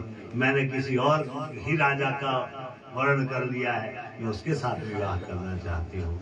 देवव्रत ने कह दिया, जाओ देवी, तुम स्वतंत्र हो, अगर तुम इसके साथ विवाह नहीं करना चाहती हो तो चली जाओ, यहाँ से निकल जाओ। और वो वहां से चली गई। वो जिस राजा से प्रेम करती थी उसके पास पहुंची, उसने कह दिया कि मुझे देवव्रत ने परास्त कर लिया है, तुम अब मेरी वस्तु नहीं रही, तुम जाओ देवव्रत के पास वापस चली जाओ। वापस आई, देवव्रत से कहने लगी, महाराज अब आप ही मुझसे विवाह कीजिए। देवव्रत ने कह दिया, मैं बंधन में बंधा हूँ, मैंने संकल्प लिया है कि मैं जीवन में कभी विवाह नहीं करूंगा, ब्रह्मचर्य का पालन करूंगा और ना तो कभी राजा बनूंगा, ये मैंने 2 संकल्प लिए हैं। बड़ी संकट में पड़ गई। अंत में उसको बड़ा क्रोध आया और वो भीष्म पितामह के गुरु, देवव्रत के गुरु जो थे परशुराम थे, और परशुराम के पास चली। परशुराम से कहने लगी, गुरुदेव आपकी शिष्य ने मेरे साथ ऐसा ऐसा दुर्व्यवहार किया है, एक तो हरण किया है और अब मुझसे वो विवाह भी नहीं करते। परशुराम महाराज जी को बड़ा भारी क्रोध आ गया और उन्होंने भीष्म पितामह के ऊपर चढ़ाई कर दी। भीष्म पितामह का और परशुराम का बड़ा भयंकर युद्ध होता है। अंत में जाकर के उनका सुलह हो जाता है और उनको कह दिया जाता है कि हे अंबिके, भीष्म पितामह प्रतिज्ञा से बंधे हैं, ये विवाह नहीं करेंगे। तो उसने भी उसी दिन प्रतिज्ञा कर ली, अगर ये विवाह नहीं करेंगे तो इसकी मृत्यु का कारण भी मैं ही बनूंगी। वो चली गई और तप करने के लिए चली गई। वही अंबिका अगले जन्म में शिखंडी के रूप में आई है, नपुंसक हिजड़े के रूप में उसने अपना जन्म लिया है। और जब अर्जुन के रथ पर शिखंडी को रखा गया है तभी जाकर के भीष्म पितामह का वध हुआ है, अन्यथा भीष्म पितामह का वध करना संभव नहीं था। मृत्यु का कारण पहले ही बन करके आ गया। बोलो नारायण भगवान की। हमारी 5 चीजें जैसे ही हम गर्भ में आते हैं वैसे ही हमारे लिए निर्धारित हो जाती है। आयु, हमारी आयु कितनी है गर्भ में ही निर्धारित हो जाती है। वित्तम, हमारे पास धन कितना होगा ये भी गर्भ में ही तय हो जाएगा। कर्म, कर्म क्या होगा, कौन सी वृत्ति हमारी होगी ये भी गर्भ में तय हो जाता है। विवाह, विवाह किसके साथ होना है, कब होना है ये भी गर्भ में तय हो जाता है। निधनमेव, और मृत्यु कब होनी है, किसके द्वारा होनी है, कैसी मृत्यु प्राप्त होनी है, ये पांचों की पांचों चीजें गर्भ में ही नहीं। पंचस्त गर्भस्थस्य सृज्यन्ते हि देहिना, ये पांचों की पांचों चीजें गर्भ में ही, जैसे ही आत्मा को शरीर मिलता है वहीं पर ये तैयार हो जाती है। अब अम्बा और अंबिका वहां रह रही थी। विचित्र वीर्य को भी एक रोग लग गया और विचित्र वीर्य की मृत्यु हुई। जैसे विचित्र वीर्य की मृत्यु हुई, अब हस्तिनापुर को संभालने वाला कोई नहीं है, राजवंश चल नहीं रहा है, बड़ी चिंता हो गई। विचित्र वीर्य का सारा क्रियाकर्म कर दिया गया। दोनों की दोनों रानियां बड़ी दुखी है कि देखो हम किस पुरुष के साथ हमें जीवन व्यतीत करना पड़ा और अंत तो गत्वा वो मृत्यु को प्राप्त हो गया, अब क्या करें, कैसे करें, बड़ी चिंता हो गई। जैसे बड़ी भारी चिंता हुई, भीष्म पितामह ने सत्यवती के पास जाकर के कहा, देवी हे माते, आपका एक पुत्र है जो पहले पे आपसे पैदा हुआ है, उस पुत्र को बुला लीजिए। अब उस पुत्र को बुलाया, व्यास जी भगवान को बुलाया और उनसे निवेदन किया, महाराज ये मेरी पुत्र वधुएं हैं, इन दोनों पुत्र वधुओं से आप संतान पैदा कीजिए, हमारे वंश में कोई राजा नहीं है। आओ, जैसे ही व्यास जी आए हैं, सबसे पहले जैसे ये अम्बा के पास गए हैं, अम्बा से संयोग हुआ है। व्यास जी के पास इतना अद्भुत तेज था कि अम्बा को देखना भी दुर्लभ हो गया और अम्बा ने अपनी आंखें बंद कर दी। इसलिए जो उनके गर्भ से पहला पुत्र पैदा हुआ है वो कैसा पैदा हुआ है, अंधा पुत्र पैदा हुआ है। अब अंबिका से संयोग हुआ तो अम्बा ने अंबिका से कह दिया कि ये अद्भुत तेजस्वी है, इसके तेज को तुम सहन नहीं कर पाओगी। तो अंबिका ने क्या कर दिया, पूरे के पूरे शरीर में चंदन लगा दिया। जैसे ही चंदन का लेप कर दिया शीतलता मिलेगी, और चंदन का लेप कर दिया। अब जैसे ही संयोग हुआ तो उस चंदन की शीतलता के कारण से जो उनका बच्चा पैदा हुआ, जैसे ही बच्चा पैदा हुआ तो उसको कौन सा रोग पैदा लग गया, उसको पीलिए का रोग लग गया, वो पांडु कहलाया। पांडु का अर्थ क्या होता है, पीला। शंख पांडुरेव, भाई जिसको पीलिया होता है उसको शंख कैसा दिखता है, पीला दिखता है। होता कैसा है शंख, सफेद होता है, लेकिन उसको पीला ही दिखा करता है। पांडु की उत्पत्ति हो गई। धृतराष्ट्र और पांडु, एक वहां पर दासी थी, उससे भी संयोग हुआ व्यास जी भगवान का, और जैसे ही संयोग हुआ उससे जो पुत्र पैदा हुए हैं उनका नाम विदुर रखा गया है। विदुर नीति जरूर पढ़िएगा अगर आपको कभी समय लगे, उन्होंने बड़ी अच्छी बातें कही है। विदुर जी ने संसार को समझाने के लिए, संसार को शिक्षा देने के लिए बड़ी अच्छी बातें कही है। अब धृतराष्ट्र और पांडु दो पुत्र पैदा हो गए। जब वो बढ़ने लगे, बढ़ते बढ़ते अंधे व्यक्ति को तो राज्य दिया नहीं जा सकता है, तो राजा किसको बना दिया गया है? पांडु को राजा बना। पांडु राजा बन गए और दोनों के विवाह भी कर दिए गए हैं। गांधार से गांधारी लाई है और गांधारी पहुंच गई। गांधारी का विवाह हो गया धृतराष्ट्र से। जैसे ही उसने सुना कि मेरे पति अंधे हैं, तो उन्होंने भी क्या कर दिया, अपनी आंख पर पट्टी बांध दी कि मैंने भी संसार को नहीं देखना है अगर मेरे पति संसार को नहीं देख पाते। देखो, पत्नी को जो कहा जाता है पति की बुद्धि कहा जाता है। महाभारत आपने देख रखा है, हम तो बीच बीच की बातें आपको बतानी है। पत्नी को क्या कहते हैं? बुद्धि कहते हैं। जहां धृतराष्ट्र की पत्नी अपनी आंख पर गंधारी पट्टी बांधती है, जैसे ही पट्टी बांध ली तो वहां पर क्या हो गया? बुद्धि पर जब पट्टी लग जाती है तो व्यक्ति क्या करता है? अधर्म ही अधर्म करता है। उस गांधारी के धृतराष्ट्र से कितने पुत्र पैदा हुए? 100 पुत्र और 1 कन्या पैदा हुई। दुशाला नाम की कन्या हुई है और 100 पुत्र पैदा हुए।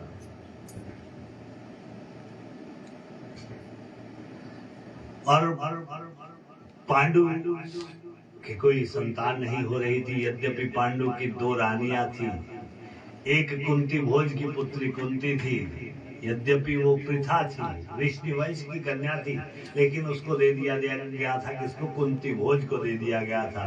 उसका विवाह पहली रानी कौन आई थी? कुंती। और दूसरी मध्य देश की एक कन्या थी, उसका नाम था माद्री। 2 कन्याएं थी, दोनों के साथ विवाह हुआ।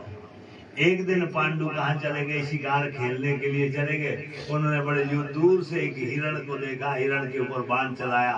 वो हिरण सहवास में थे। हिरण और हिरणी दोनों कामुक अवस्था में थे। जैसे ही हिरण को मार दिया, और हिरण और हिरणी के रूप में वो कौन थे? ऋषि और ऋषि की पत्नी थी।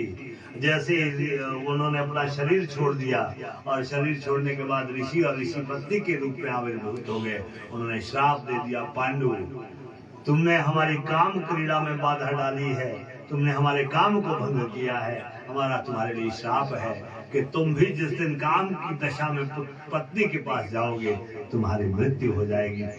तुम्हारा काम ही तुम्हारी मृत्यु का कारण है। ये श्राप जैसे पांडु को प्राप्त हुआ, पांडु वापस आए और पांडु ने कुंती और माद्री से ये कह दिया कि मुझे ऐसा ऐसा श्राप लगा है। और उस श्राप का प्रायश्चित करने के लिए पांडु ने निर्णय कर लिया कि मैंने जंगल में जाना है और तप करना है। जंगल में जाने के लिए कुंती और माद्री भी तैयार हो गए और वो जंगल में रहते हैं, वहां पर अपने तप का प्रायश्चित करते हैं। जबड़ा समय व्यतीत हो गया, संतान पैदा नहीं हो पाएगी। एक दिन विचार करने लगे कि हमारे भी संतान होनी चाहिए। तो कुंती ने कह दिया कि मुझे दुर्वासा ऋषि का दिया हुआ ऐसा मंत्र आता है, ऐसा मंत्र मुझे मिला हुआ है जिससे संतान पैदा हो सके। क्या सच में होगी? अब ये तो बात कुंती नहीं कह सकती कि मैंने पहले भी एक संतान पैदा की है उस मंत्र के द्वारा, जिससे किसकी उत्पत्ति हुई थी? दानवीर कर्ण की हुई थी। अब कर्ण को छोड़ दिया था, वो कुंवारी अवस्था में बच्चा हो गया था। उसने एक दिन परीक्षा करनी चाहिए कि देखती हूँ जरा इस दुर्वासा ऋषि के मंत्र में शक्ति भी है कि नहीं है। जैसे मंत्र का प्रयोग किया, सूर्य भगवान आ गए। सूर्य ने कहा बोलो मांगो मुझसे। महाराज मुझे कुछ नहीं चाहिए। अब बुलाया तो है आपने, मैं तो तुम्हें दूंगा ही दूंगा। और उन्होंने पुत्र दे दिया। अब उसको पुत्र को देखा, पुत्र के क्या लगा हुआ था? कुंडल लगा हुआ था, क्योंकि वो सूर्य ने पुत्र दिया था। वही कुंडल उनके अंत तक रहा है। और जैसे ही उस पुत्र को देखा, अब क्या करे? कुंती ने एक संदूक में जाकर के बड़े अच्छे से उसको रखा है कपड़ों के बीच में, और उसको नदी में प्रवाहित कर दिया। नदी में प्रवाहित करते करते उस संदूक को, जिसमें वो बच्चा रखा हुआ था, अधिरथ सूत ने उसको पकड़ा है। और जैसे अधिरथ सूत ने उसको खोला तो क्या देखा? उसके अंदर एक बच्चा था। और उस बच्चे को लाए और अपनी पत्नी को दे दिया। देखो हमारे कितना दिव्य पुत्र पैदा हुआ है। वही आगे चल करके अंग देश के राजा हुए हैं, जिनको दुर्योधन ने अंग देश दिया था। जब वो क्षत्रियों को भी परास्त कर गए थे तो एक दिन क्षत्रियों की सभा में ये कहा था कि भाई इसकी पहचान क्या है, ये कौन है। तो कह दिया था कि अगर पहचान के लिए राजा होना आवश्यक है, दुर्योधन ने ये कह दिया था कि जाओ मैं इस कर्ण को, दानवीर कर्ण को क्या देता हूँ, अंग देश का राज्य देता हूँ। मेरे अधीन वो अंग देश है, उसका राज्य कर्ण को दे दिया। अब कुंती ने कह दिया कि मुझे ऐसा ऐसा मंत्र आता है। अब मंत्र का प्रयोग किया। जैसे ही पहला मंत्र पढ़ा तो धर्मराज प्रकट हो गए। धर्मराज के अंश से कौन पैदा हुए हैं? महाराज युधिष्ठिर पैदा हुए। दूसरी बार मंत्र पढ़ा, उससे वायु देवता आ गए। ऐसा मंत्र दिया था दुर्वासा ऋषि ने कि तू जिसको भी बुलाएगी वो देवता आ जाएगा। और वायु देवता के बल से, वायु देवता के अंश से कौन पैदा हो गए? भीमसेन हो गए। जैसे ही भीमसेन को दिया, हाथ में लिया ही कि उसका बड़ा भारी वजन था, बड़ा भारी भार था, वो नीचे गिर गया। वो बच्चा नीचे शिला रखी हुई थी, पत्थर रखा हुआ था, वो शिला ही टूट गई। जब बच्चा पैदा हुआ तो पत्थर वो दो भागों में विभक्त हो गया, लेकिन भीमसेन को कुछ नहीं हुआ। ये बड़े भारी बलशाली है, इसलिए उनका नाम क्या होगा? भीमसेन होगा। पहले बड़े बच्चे का नाम युधिष्ठिर रखा गया। फिर और मंत्र पढ़ा है। मंत्र पढ़ने के प्रभाव से क्या पैदा हो गया? तीसरे जो देवता आए हैं वो कौन आए हैं? इंद्र महाराज जी आए हैं। और इंद्र के अंश से अर्जुन पैदा हुए। इंद्र के अंश से अर्जुन महाराज जी का आविर्भाव हुआ। माद्री की भी इच्छा हुई कि मैंने भी मंत्र पढ़ना, मुझे भी दीदी मंत्र दे दो। तो वो मंत्र कुंती ने माद्री को भी सिखाया और माद्री ने भी पढ़ा। और माद्री को पहला बच्चा पैदा हुआ है, वो अश्विनी कुमार के अंश से दो बच्चे पैदा हुए। माद्री को पहला बच्चा नकुल के रूप में और दूसरा बच्चा जो है सहदेव के रूप में प्राप्त हुआ है। धर्म के रक्षक युधिष्ठिर हुए हैं। उग्र कर्म करने वाले भीम हुए। अर्जुन सीधे को कहते हैं, सरल को कहते हैं, इसलिए वो ज्ञानी पुत्र पैदा हुआ। रूप जिसका बड़ा अच्छा था, ऐसे कौन पैदा हुए हैं? नकुल हुए हैं। और जिसमें सबसे ज्यादा सहनशीलता और सबसे ज्यादा जो पूजा इत्यादि करते थे, जिसकी भगवान में बड़ी भक्ति रहती थी, ऐसे सहदेव पैदा हुए हैं। 5 पुत्र पैदा हुए। पांचों के पांचों पुत्र बढ़ने लगे। अब जैसे जैसे बढ़ते हैं, एक दिन क्या हुआ, पांडु की इच्छा हुई। माद्री को देख करके उनका काम जागृत हो गया। जैसे ही उन्होंने माद्री का स्पर्श किया, ऋषि का श्राप लग गया था। ऋषि के श्राप के बल पर उनकी मृत्यु हो गई और वो मृत्यु को प्राप्त हो गए। उनका संस्कार कर लिया गया। कुंती और माद्री दोनों की दोनों पत्नियां सती होने के लिए तैयार हो गई। माद्री ने कुंती से कह दिया, हमारे बच्चे किसके पास रहेंगे, कैसे रहेंगे? इसलिए दीदी आप बच्चों को संभालिए। मेरे बच्चे भी आपको मुझसे ज्यादा प्रेम करते हैं, इसलिए मेरे बच्चे भी आपके पास रहेंगे। मैं सती हो जाती हूँ। माद्री सती हो गई और कुंती बच्चों का पालन पोषण करती है। ये समाचार सुना, उसके बाद वो हस्तिनापुर वापिस आ गए। हस्तिनापुर में रहने लगे। एक दिन क्या हुआ, भीष्म पितामह यात्रा कर रहे थे। यात्रा करते करते भीष्म श्राद्ध का समय आया और श्राद्ध के समय में भीष्म पितामह ने क्या देखा, शंतनु के हाथों को देखा कि ये मांग रहे हैं कि मुझे कुछ खाने का दीजिए, मुझे कुछ खाने का दीजिए। भीष्म पितामह ने कहा, हे मेरे पिता, मैं आपके लिए श्राद्ध करूंगा, बड़े अच्छे से श्राद्ध की विधि को करूंगा। यहाँ पर भीष्म और शंतनु का ही ये संवाद है। श्राद्ध की बड़ी महिमा बताई गई। देखो, आप कुछ करे ना करे, लेकिन साल में एक बार श्राद्ध आपको जरूर करना चाहिए। जिस दिन आपके घर से कोई किसी की मृत्यु हुई हो, जिस दिन उनकी काल तिथि आती हो, उस दिन उनके निमित्त से कुछ घर में 1 या 2 ब्राह्मण को खाना जरूर खिलाना चाहिए। वो काल तिथि याद करिए और काल तिथि में जरूर खाना खिलाना चाहिए। उस दिन उनकी बड़ी आशा होती है पितरों की कि आज मेरे लिए कुछ दिया जाएगा। से कुछ करो, मुझे कुछ भोग मिले। जो आगे चल करके आश्विन के महीने में कृष्ण पक्ष में जो श्राद्ध आते हैं, उन श्राद्धों में जरूर आप अपने पितरों को भोजन करवाइए, अपने पितरों के निमित्त जलदान करिए। अगर किसी के पास देने के लिए कुछ नहीं है, कई लोग ये कहते हैं हम तो कुछ नहीं दे सकते। स्कंद पुराण में ये बात आई है, अगर कोई कुछ नहीं दे सकता है अपने पितरों के लिए, तो कहा जाता है कि वो निर्जन वन में चला जाए। ऐसे वन में जहाँ कुछ नहीं है, हाथ ऊंचे उठा करके कहते हे पितरों मेरे पास देने के लिए कुछ नहीं है, और रुदन उनके लिए, रोना उनके लिए प्रारंभ कर दे। जो उस व्यक्ति के आंसू निकलेंगे वो उनको जल के रूप में वहां पर प्राप्त होगा। लेकिन रोना आएगा तब अगर पितरों के प्रति प्रेम होगा, अगर आस्था हो। आजकल तो बड़ी बुरी दुर्दशा है, पितरों की क्या दुर्गति हो रही है। हमने भी कोई 8-10 दिन पहले एक वीडियो देखी थी, एक हिमाचल की भी वृद्ध माता वृंदावन में वृद्धाश्रम में रह रही थी। हम हैरान हो गए कि हिमाचल को भी ऐसा ग्रहण लग गया है कि अपने माता पिता को वृद्धाश्रम छोड़ दिया। धिक्कार है ऐसी संतान के लिए जो अपने माता पिता का काम नहीं कर सकते। अनुसरते कहते हैं यम माता पितरौ क्लेशं सहेते संभवे नृणाम न तस्य निष्कृत्य कर्तुं शक्या वर्षशतैरपि। एक महाराज,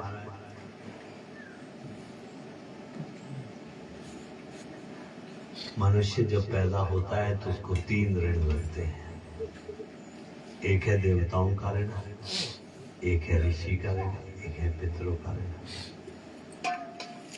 देवताओं का ऋण आपने उतार दिया, कैसे यज्ञ कर दिए, देवताओं का ऋण उतर गया। आपने हवन कर दिया, पूजन कर दिया, देवताओं का ऋण। आप सदग्रंथों का अध्ययन करें, गीता पढ़िए, महाभारत पढ़िए, पढ़ने चाहिए, इससे ऋषि ऋण उतरता है। सुबह सुबह ब्राह्मण यहाँ बैठे होते हैं, कोई स्तोत्र पढ़ रहा है, कोई पाठ पढ़ रहा है, कोई कुछ कर रहा है। क्यों? क्योंकि उससे ऋषि का ऋण उतरेगा। जिन ऋषियों ने हमें ज्ञान राशि दी है, उन ऋषियों के ऋण को भी उतारना पड़ेगा। अगर ऋषि ना होते, देवताओं का दर्शन ना होता, देवताओं का दर्शन ना होता तो ज्ञान हमें प्राप्त ना होता। ये ऋषियों का ऋण है। ज्ञान के द्वारा कुछ ना कुछ जरूर पढ़ना चाहिए। अगर पढ़ नहीं सकते तो सुनिए, बच्चों को बिठाइए, उनके द्वारा सुनिए। बहुत सारे लोग तो ऐसे हैं जो सुन सुन करके ही विद्वान बन गए हैं, सुन सुन करके बड़ा भारी उनको याद हो गया। तीसरा ऋण होता है पितृ ऋण। पितृ ऋण आप तर्पण करके पितरों को श्राद्ध करके निवृत्त कर सकते हैं। लेकिन इनमें से भी जो सबसे बड़ा ऋण होता है वो माँ का ऋण होता है, जिस ऋण को व्यक्ति कभी उतार ही नहीं सकता है। यम माता पितरौ क्लेशं सहेते संभवे नृणाम न तस्य निष्कृत्य कर्तुं शक्या वर्षशतैरपि। व्यक्ति देव ऋण से, ऋषि ऋण से, पितृ ऋण से वो ऋण हो सकता है, माँ के ऋण से कभी ऋण नहीं होता है। इसलिए माता का ऋण जीवन में सबसे बड़ा ऋण। आपकी जब नींद 4 बार खुलती है तो आप रात्रि में विचार हो जाते हैं कि देखो हमारे माता पिता हमको घड़ी घड़ी बुला रहे हैं। लेकिन उस माँ के बारे में सोचिए जिसने आपके लिए पूरी रात्रि भर जागरण किया है। उसने आपके लिए कितने कष्ट सहे होंगे, उसके कष्ट की कल्पना करें। जो माता पिता ने क्लेश सहे हैं, क्लेशम सहेते संभवे नृणाम, पुत्र के कन्या की उत्पत्ति में जो क्लेश सहन किए हैं, न तस्य निष्कृत्य कर्तुम, उसकी कभी निष्कृति हो ही नहीं सकती है। चाहे पुत्र चाहे कन्या, कर्तुम शक्या वर्ष शतैरपि, चाहे 100 साल तक वो हर रोज उनकी सेवा करे तब भी उसकी निष्कृति हम कर नहीं सकते। इसलिए मातृ ऋण से व्यक्ति कभी पूर्ण नहीं। माता तो साक्षात भगवती का रूप है। माता गुरुतरा भूमे खात पितो चरे तथा, साक्षात पृथ्वी का रूप माँ है जो अपने बच्चे की हर एक गलती को क्षमा करती है। और आकाश से भी बड़ा पिता है। पिता का महत्व कितना है जितना आकाश का होता है। जैसे आकाश सर्वव्यापक है, बच्चे के लिए वो पिता वैसे ही है। आज बड़ी दुर्दशा है, इसलिए आप अपने बच्चों को अच्छे संस्कार दें। आज भौतिकवाद की चकाचौंध में हम पैसे कमाने के चक्कर में इतने निकृष्ट हो गए हैं कि अपने संस्कारों को, अपने धर्म को छोड़ते जा रहे हैं। इसलिए बच्चों को छोटे से संस्कार दें। आज बच्चे हमसे दूर हो रहे हैं, क्यों? क्योंकि माता पिता को बच्चे भी अच्छे नहीं लग रहे हैं।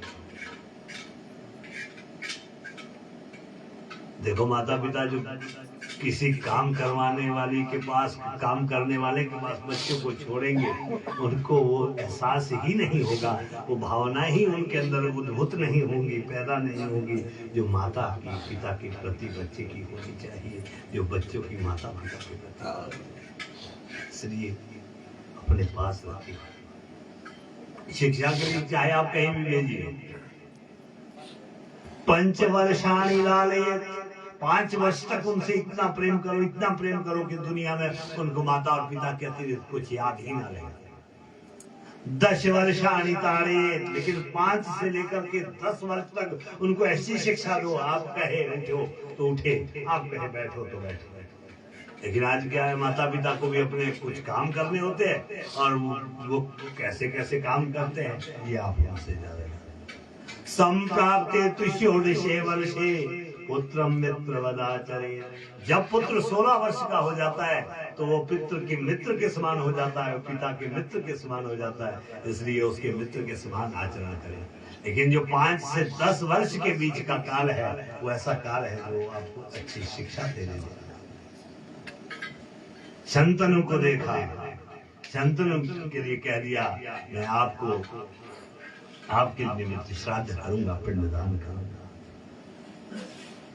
वैशंपायन ऋषि कहते हैं यही बात जन्मेजय, एक बार जन्मेजय मार्कंडेय ऋषि ने बताई थी कि ये दृष्टांत हमने देखा है।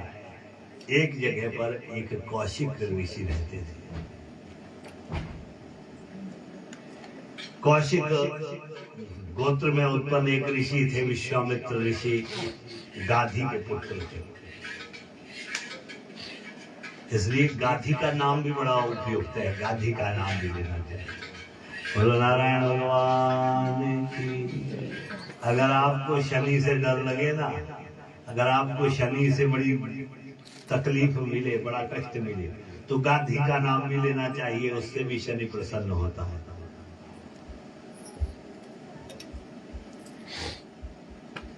विश्वामित्र के पुत्र थे।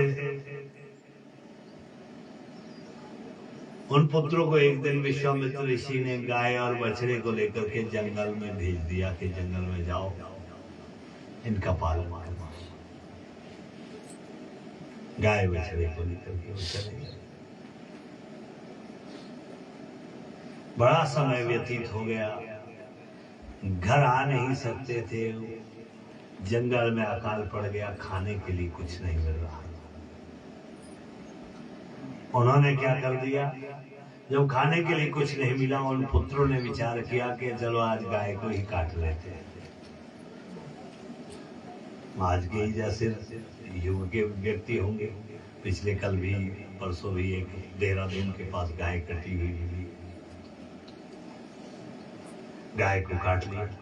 लेकिन काटने से पहले पुत्रों ने विचार किया, घरे ऐसे ऐसे नहीं काटना चाहिए गाय। इसको क्या करते हैं, हम संकल्प करते हैं कि ये हम किसको दे रहे हैं, ये गाय पितरों को अर्पण कर रहे हैं कि ये गाय किसके लिए दी जा रही है, पितरों के उद्धार के लिए। उन्होंने सुन रखा होगा कि पितरों की जब मृत्यु होती है किसी की, तो गोदान करते हैं, गाय का दान करते हैं। वही किसका दान, किसके लिए, पितरों के निमित्त हम दान करते हैं। अब इतना एक संकल्प कर दिया कि पितरों के लिए दान कर रहे हैं, लेकिन उसके बाद गाय को उन्होंने मार डाला और उसका मांस खा लिया। मांस खा लिया, और जब उनका बड़ा समय व्यतीत हो गया वो वापस आए पुत्र, उन्होंने कह दिया महाराज गाय तो मर गई है, झूठ भी कह दिया, गाय तो जंगल में मर गई है, ये इसका बछड़ा है, इसका स्वीकार कर लिया। ऋषि ने जैसे ही देखा ये झूठ बोल रहे हैं, और ऋषि ने श्राप दे दिया कि जाओ, मेरा तुम्हें श्राप है कि तुम्हारी मृत्यु हो जाए। मांस भक्षण के कारण से तुमने मांस खाया है गाय का, इसलिए इस दोष के कारण से मैं तुम्हें श्राप देता हूं कि तुम्हारी मृत्यु हो जाए। अब उनकी मृत्यु हो गई। 7 पुत्र थे, वो सातों के सातों पुत्र मृत्यु को प्राप्त हो गए, मृत्यु हो गई। लेकिन उनको ये याद रहा, ये भी कहा था विश्वामित्र ऋषि ने कि लेकिन तुमने पितरों को वो गाय समर्पित की है, इसलिए तुम्हें स्मृति याद रहेगी कि हमने ये काम किया है, ये तुम्हें याद रहेगा। अब वो मृत्यु को प्राप्त हो गए, और दूसरे जन्म में वो व्याध के रूप में घर में उनका जन्म हो गया, एक व्याध के रूप में उनका जन्म हो गया। लेकिन जैसे जन्म हुआ व्याध के घर में, उनको याद था कि अरे हमने ये पाप किया था, हमने ऐसा ऐसा काम किया था, इसलिए अब हमने व्याध के रूप में, व्याध के घर में जन्म हमारा हुआ है, लेकिन हमने किसी को भी मारना नहीं है, कोई भी बुरा काम नहीं करना है। अब देखो जो काम करेंगे वो वैसे ही आपको अगला जन्म मिलेगा। उन्होंने मांस खाया, गाय को मारा, तो दूसरा जन्म किसके रूप में? व्याध के रूप में उनको प्राप्त हुआ। लेकिन याद बनी रही कि पहले में जन्म में भी हमने ये बुरा काम किया था, इसलिए हमने यहाँ पर बुरा काम नहीं करना। और वो वहां पर व्याध के रूप में क्या करते हैं? व्रत करते हैं, उपवास करते हैं। व्रत और उपवास करते करते उनका क्या हो गया? दूसरे जन्म में भी उनकी मृत्यु हो गई, उनका शरीर छूट गया। और तीसरे जन्म में वो कहाँ, कौन से रूप में चले गए? हिरण के रूप में चले गए। उनको हिरणों का रूप प्राप्त हो गया। हिरणों के रूप में भी उनको वो याद बनी रही, और उन्होंने वहां पर भी बड़े भारी, अब वो खाते नहीं है कुछ भी, वहां पर भी उन्होंने निर्णय किया कि हमने अपने दोषों को निवृत्त करना है, इसलिए वो व्रत करते रहे, बिना कुछ खाए अपने शरीर का त्याग कर दिया। और चौथे जन्म में आगे चल करके वो चक्रवाक हुए। चक्रवाक किसको कहते हैं? जल में विचरण करने वाले पक्षी के रूप में उनका चौथा जन्म हुआ। और वहां पर भी वो बड़े भारी तप करते हैं, उनको याद बनी रही है। 5वें जन्म में उनका हंस के रूप में जन्म हुआ है। हंस कहा, मान सरोवर में जा करके, मान सरोवर में हंस के रूप में उनका 5वां जन्म हुआ। और वहां पर उन्होंने क्या कर दिया? ब्रह्मचर्य का पालन कर दिया। ब्रह्मचर्य में रह करके उन्होंने तप प्रारंभ कर दिया मान सरोवर में जा करके। अब वहां पर उनको भगवान के दिव्य एक दिन दर्शन भी हुए, और उनके लिए कह दिया अब तुम्हारा ये अंतिम जन्म है, अगले जन्म में तुम क्या बनोगे? ब्राह्मण बन जाओगे। अगले जन्म में तुम कुरुक्षेत्र में जाकर के ब्राह्मण के जन्म में, ब्राह्मण के शरीर में तुम्हारा जन्म होगा, ब्राह्मण का रूप तुम्हारा होगा। तुम्हारा कल्याण कब होगा? कब तुम्हें याद आएगी? जब तुम्हें ये मंत्र कोई सुना देगा, सप्त व्याधा दशारणेषु, जैसे ही ये मंत्र तुम सुनोगे तुम्हें पूर्व जन्म याद आ जाएगा, जितने तुम्हारे जन्म हुए हैं उनको याद आ जाएंगे, और उसके बाद तुम्हें ज्ञान की प्राप्ति भी हो जाएगी, और तुम्हें तुम्हारा कल्याण भी हो जाएगा। इस तरह से जाओ और तुम्हारा कल्याण हो जाएगा। अब वो वहां हंस के रूप में रहते हैं सातों के साथ। एक दिन वहां पर एक बड़ा भारी तेजस्वी एक विश्ववाक नामक एक कोई गंधर्व आया, उसको देखा। उसको देख करके एक हंस ने कह दिया, काश मैं भी ऐसा राजा बन जाता। मैं भी ऐसा राजा बन जाऊंगा। 2 हंसों ने कह दिया अगर तुम राजा बनोगे ना तो हम भी आपके साथ मंत्री बनेंगे, दोनों के दोनों हम मंत्री बनेंगे। अब ये इच्छा उन्होंने अभिव्यक्त कर दी, उनका शरीर छूट गया और जैसे ही उनका शरीर छूट गया और अगले जन्म में एक राजा बने हैं, ब्रह्मदत्त नाम के राजा बने हैं और उनके दो और हंस जो है मंत्री बने हैं। इस तरह से वो घूमते घूमते जैसे कुरुक्षेत्र में पहुंचे, उन्होंने वहां पर ये मंत्र सुना, सप्त व्याधा दशार्णेषु, ये मंत्र सुना। अरे महाराज उनको ज्ञान प्राप्त हो गया और वही वो जो 4 हंस थे वो भी ब्राह्मण के रूप में आए, उन्होंने भी ये मंत्र सुना, सबको वहां पर ब्रह्म ज्ञान की प्राप्ति हो गई। उन्होंने ये कह दिया कि जो भी श्राद्ध के समय इस मंत्र को पढ़ेगा उनके सारे के सारे पितर मुक्त हो जाएंगे, इसलिए श्राद्ध में ये मंत्र पढ़ा जाए। जो इस मंत्र को पढ़ेगा उनके पितर लोग बड़े तृप्त हो जाएंगे, मुक्ति को प्राप्त हो जाएंगे। आज हम भी इस मंत्र को सुन करके मुक्ति को प्राप्त हो रहे हैं। जो 7 जन्मों से भटके हुए थे, आज हमारा भी कल्याण हो गया। अब उसके बाद उन सारे के सारे पुत्रों का कल्याण हो गया।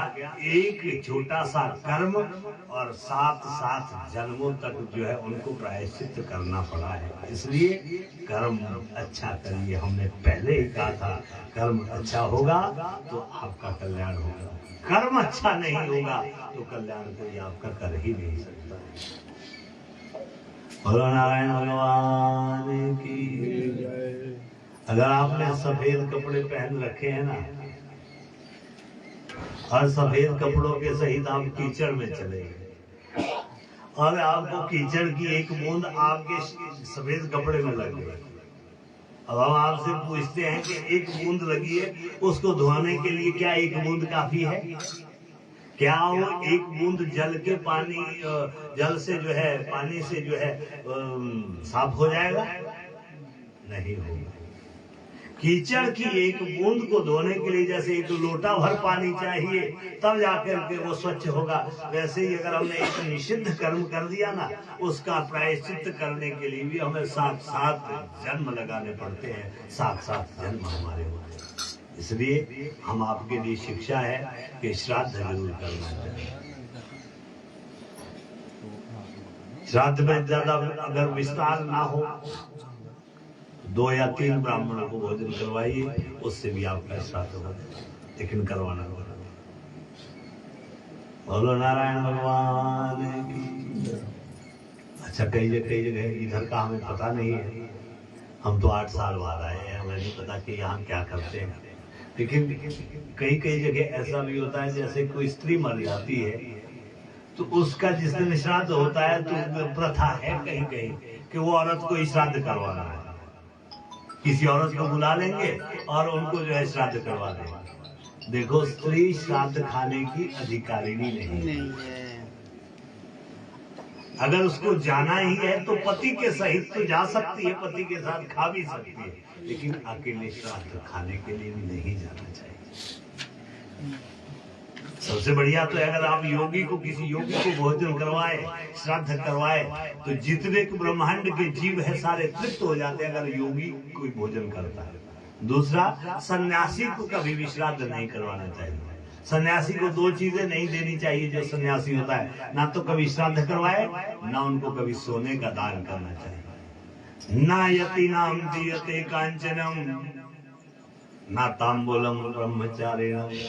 ब्रह्मचारी जो होगा, ब्रह्मचर्य में होगा, उसको कभी पान मत दीजिएगा, और जो सन्यासी होगा उसको कभी भी सोने का दान मत करिएगा, उसको कभी भी श्राद्ध का भोजन नहीं करवाना चाहिए। क्यों? क्योंकि उसका हव्य कव्य में भाग नहीं है, उसने अग्नि का त्याग कर दिया है, हव्य कव्य में उसका कोई भाग नहीं है, ना तो कुछ ही आहुति देने में उसका अधिकार है और ना ही उसका जो है श्राद्ध के भोजन करने में अधिकार है, इसलिए ये काम चलता है। तीसरा, रजस्वला औरत को तो कभी भी श्राद्ध खाने नहीं जाना चाहिए। अगर कोई रजस्वला होती है, मासिक धर्म में होती है, अगर उसकी दृष्टि भोजन पर पड़ जाती है तो उस भोजन को देवता पितर ग्रहण नहीं करते, इसलिए कभी भी रजस्वला अवस्था में स्त्री को श्राद्ध में नहीं जाना चाहिए। बोलो नारायण भगवान की।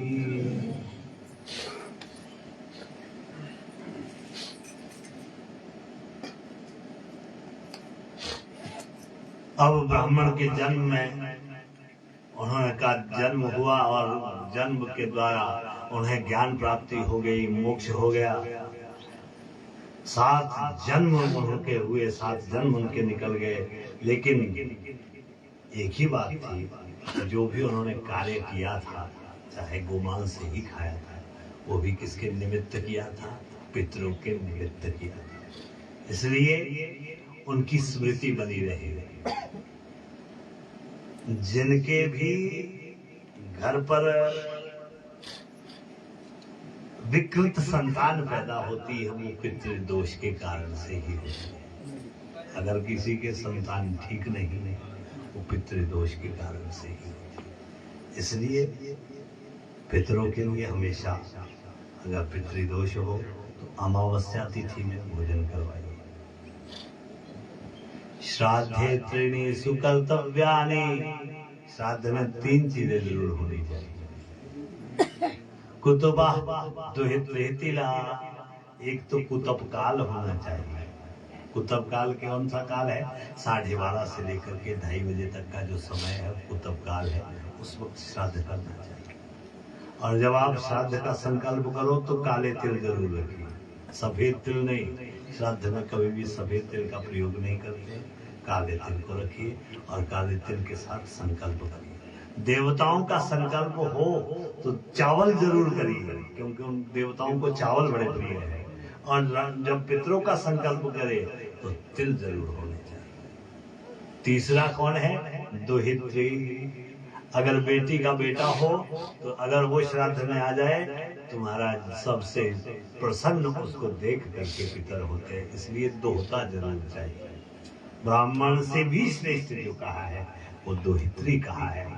श्राद्धे त्रीणि सुकर्तव्यानि कुतुबः दुहित्री तिला, दोहता जरूर होना चाहिए। बोलो नारायण भगवान की। इसलिए अगर अच्छी स्मृति चाहते हैं, अच्छा बच्चा चाहते हैं, बच्चे में अच्छी प्रज्ञा चाहते हैं, देखो पितरों के निमित्त उन्होंने काम किया तो 7 जन्म तक उनकी स्मृति बनी रहे। जिनके वो स्मृति ठीक नहीं होती, जिनके घर पे ऐसे बच्चे पैदा होते हैं जो ठीक नहीं है, वो पितरों का दोष उनको लगता है।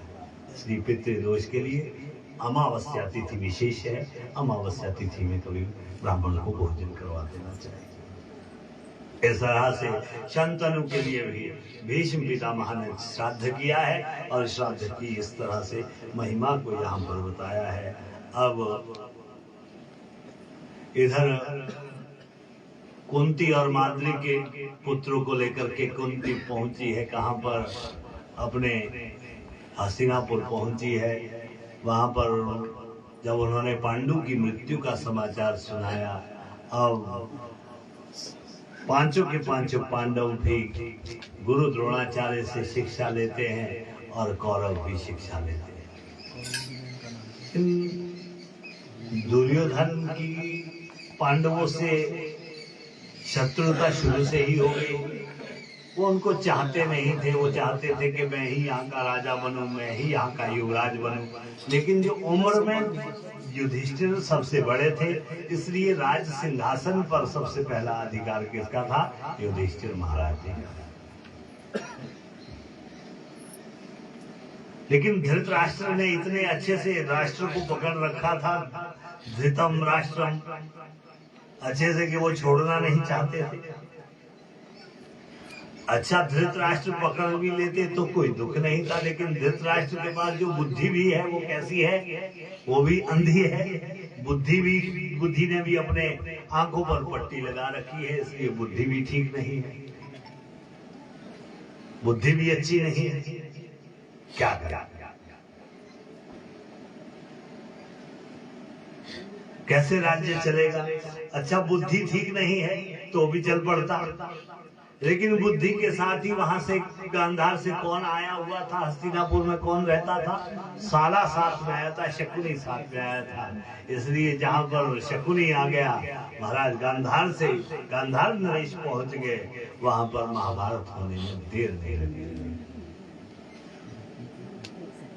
भागवत में भी ये श्लोक आया है, श्याल को बुद्धिदायक।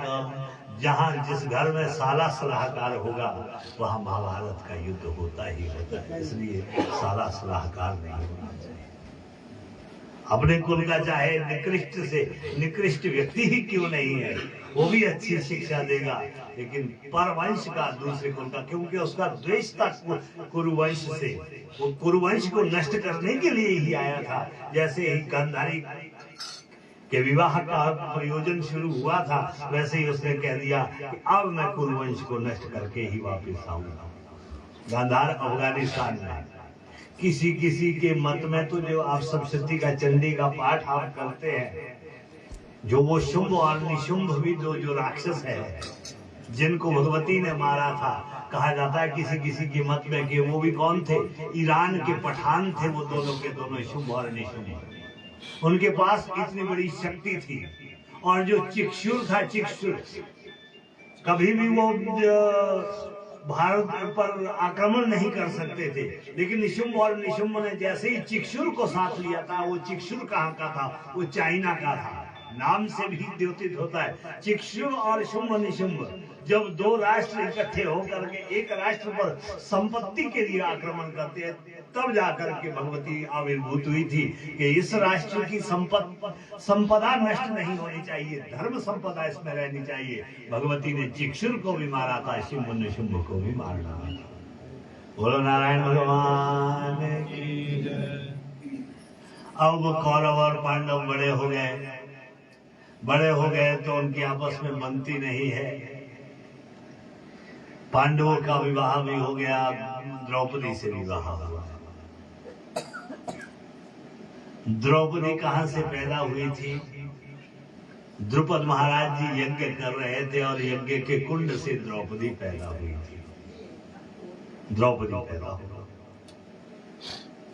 और यज्ञ किस लिए द्रुपद महाराज जी कर रहे थे? द्वेष के कारण से पैदा कर रहे थे।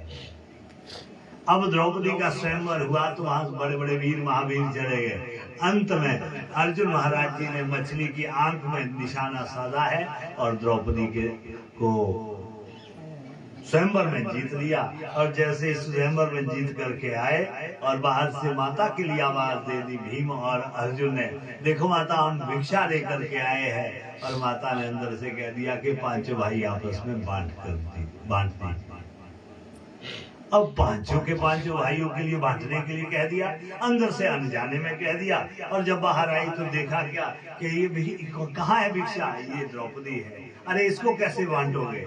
अब बड़ा संकट आ गया। तत्काल द्वारिकाधीश्वर पहुंच गए और उन्होंने पूर्व का वृतांत सुनाया कि ये द्रौपदी ही पूर्व जन्म में वेदवती थी।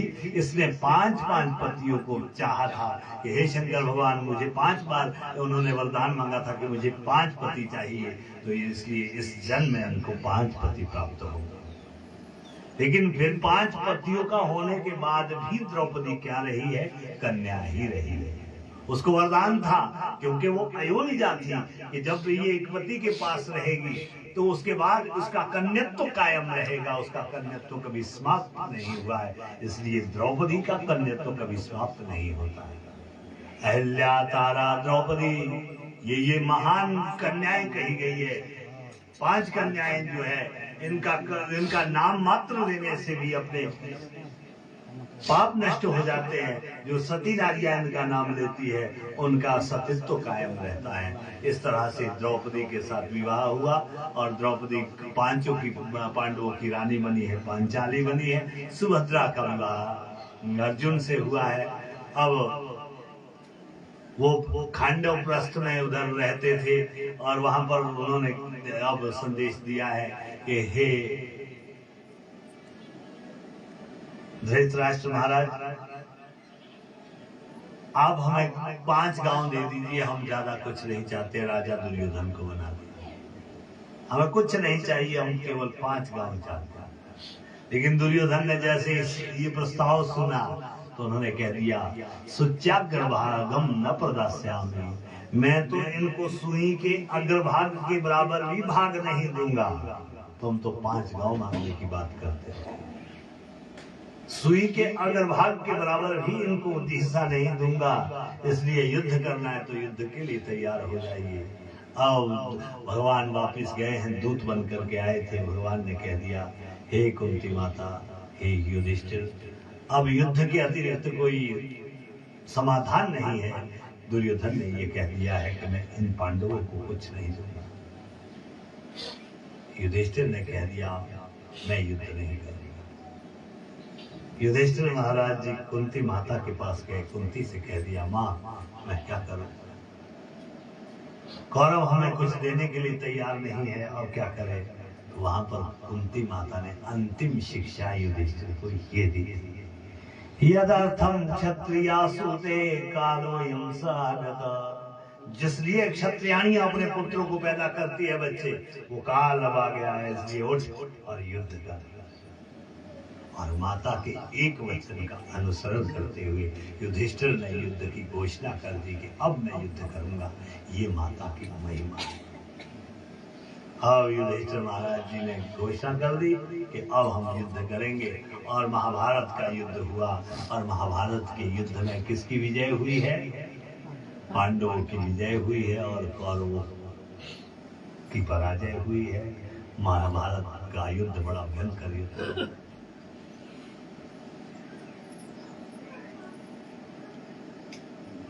जो भी कोई बड़े बड़े पापी दुष्ट पैदा हुए थे, सारे के सारे सबको मार डाला है।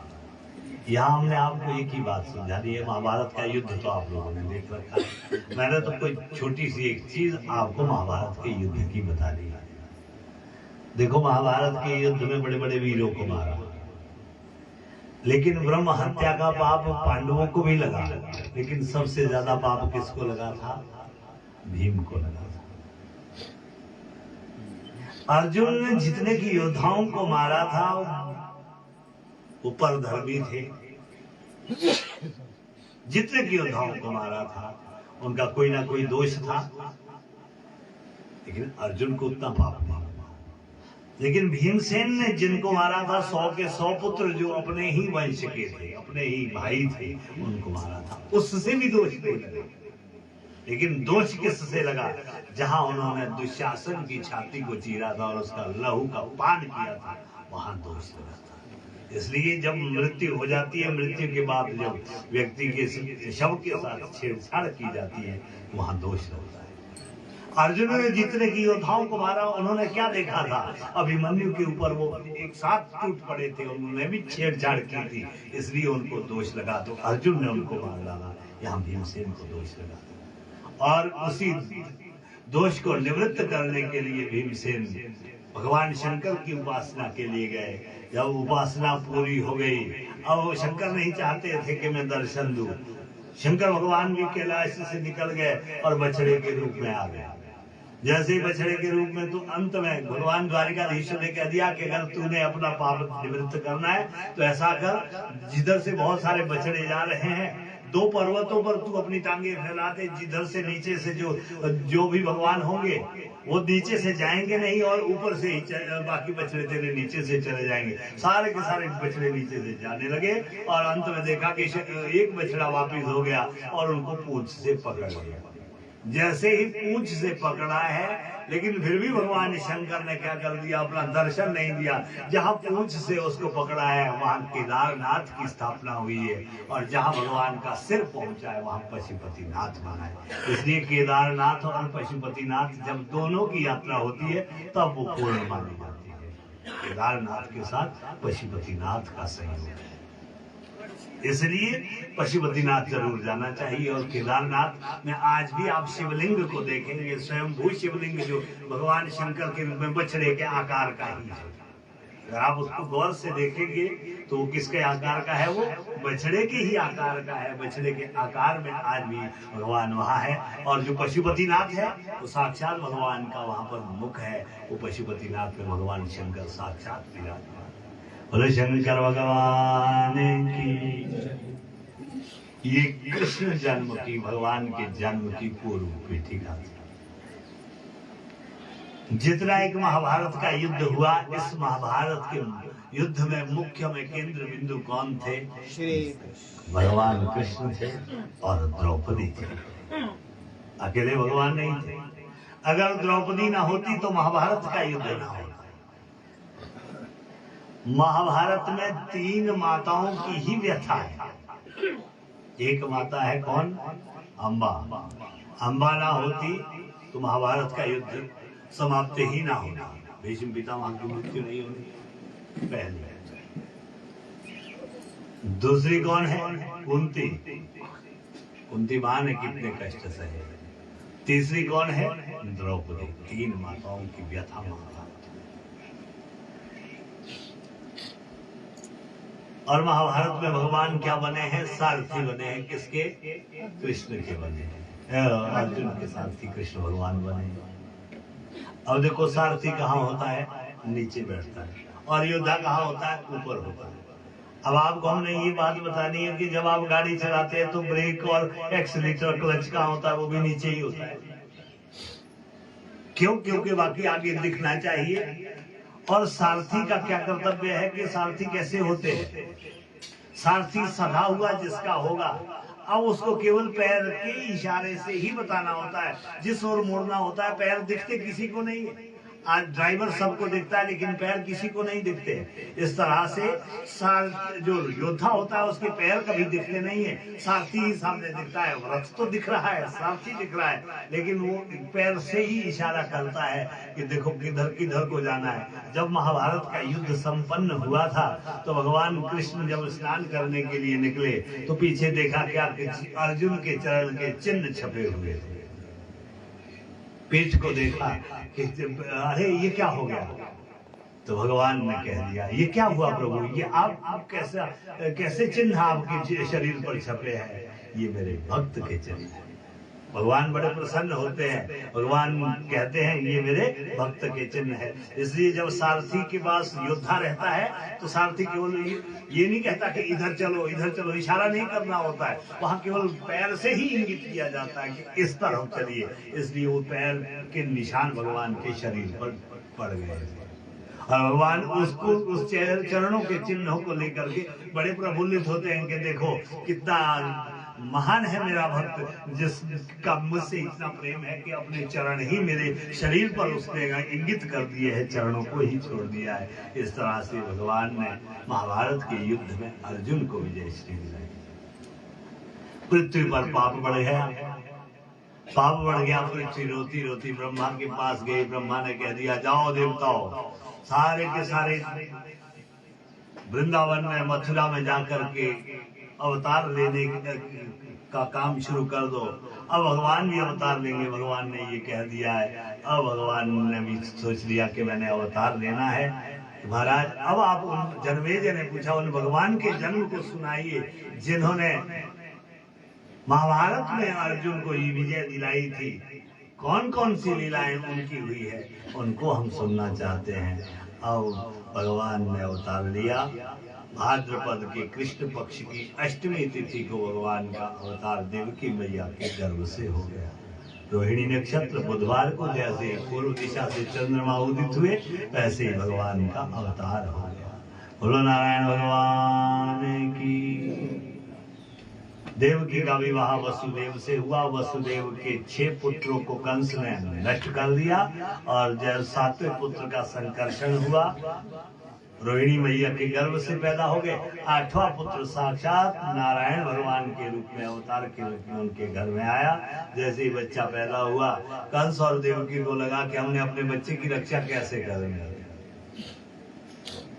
भगवान ने कह दिया कि यदि कंसाद विभेषित तुम तरहि माम गोकुलम में, यदि कंस से तुम्हें डर लगता है तो मुझे गोकुल ले जाओ। गोकुल ले गए, यशोदा मैया के पास धर दिया और वहां से योग माया को लाए। और योग माया जैसे कंस के जेल में पहुंची और कंस की जेल में योग माया रोने लगी। कंस आया, कंस ने योग माया को मारना चाहा। योग माया भगवती का रूप धारण करते हुए आकाश में चली गई। अरे कंस क्यों मार रहा है छोटे छोटे बच्चों को, छोड़ दे इनको, इस तरह से कह दिया और वहां से अंतर्धान हो गई। और भगवान कहाँ पहुंच गए हैं? गोकुल पहुंच गए हैं।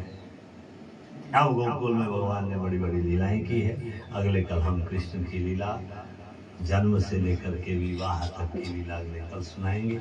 आज का समय हो गया है। आपको भी भगवान की भक्ति लगे। धर्म आपका बढ़े, कर्म आपका बढ़े, प्रेम परमात्मा से आपका हो, धर्म में रह करके आप परमात्मा के मार्ग का अनुसरण करते हुए अपने जीवन को धन्य धन्य बनाए, परमात्मा की प्राप्ति आपको हो, संसार में आपका यश बढ़े, आपका धर्म बढ़े। इन्हीं शब्दों के साथ अपनी वाणी को विराम देते हैं। आप सभी का कल्याण। सर्वे भवन्तु सुखिनः, सर्वे सन्तु निरामया, सर्वे भद्राणि पश्यन्तु मा कश्चित् दुःखभाग् भवेत्। बोलो वृंदावन बिहारी लाल की जय, शंकर भगवान की जय, जगदम्बा मैया की जय, हरिवंश पुराण की जय, सत्य सनातन धर्म की जय। ओम नाभ्य आसीदन्तरिक्ष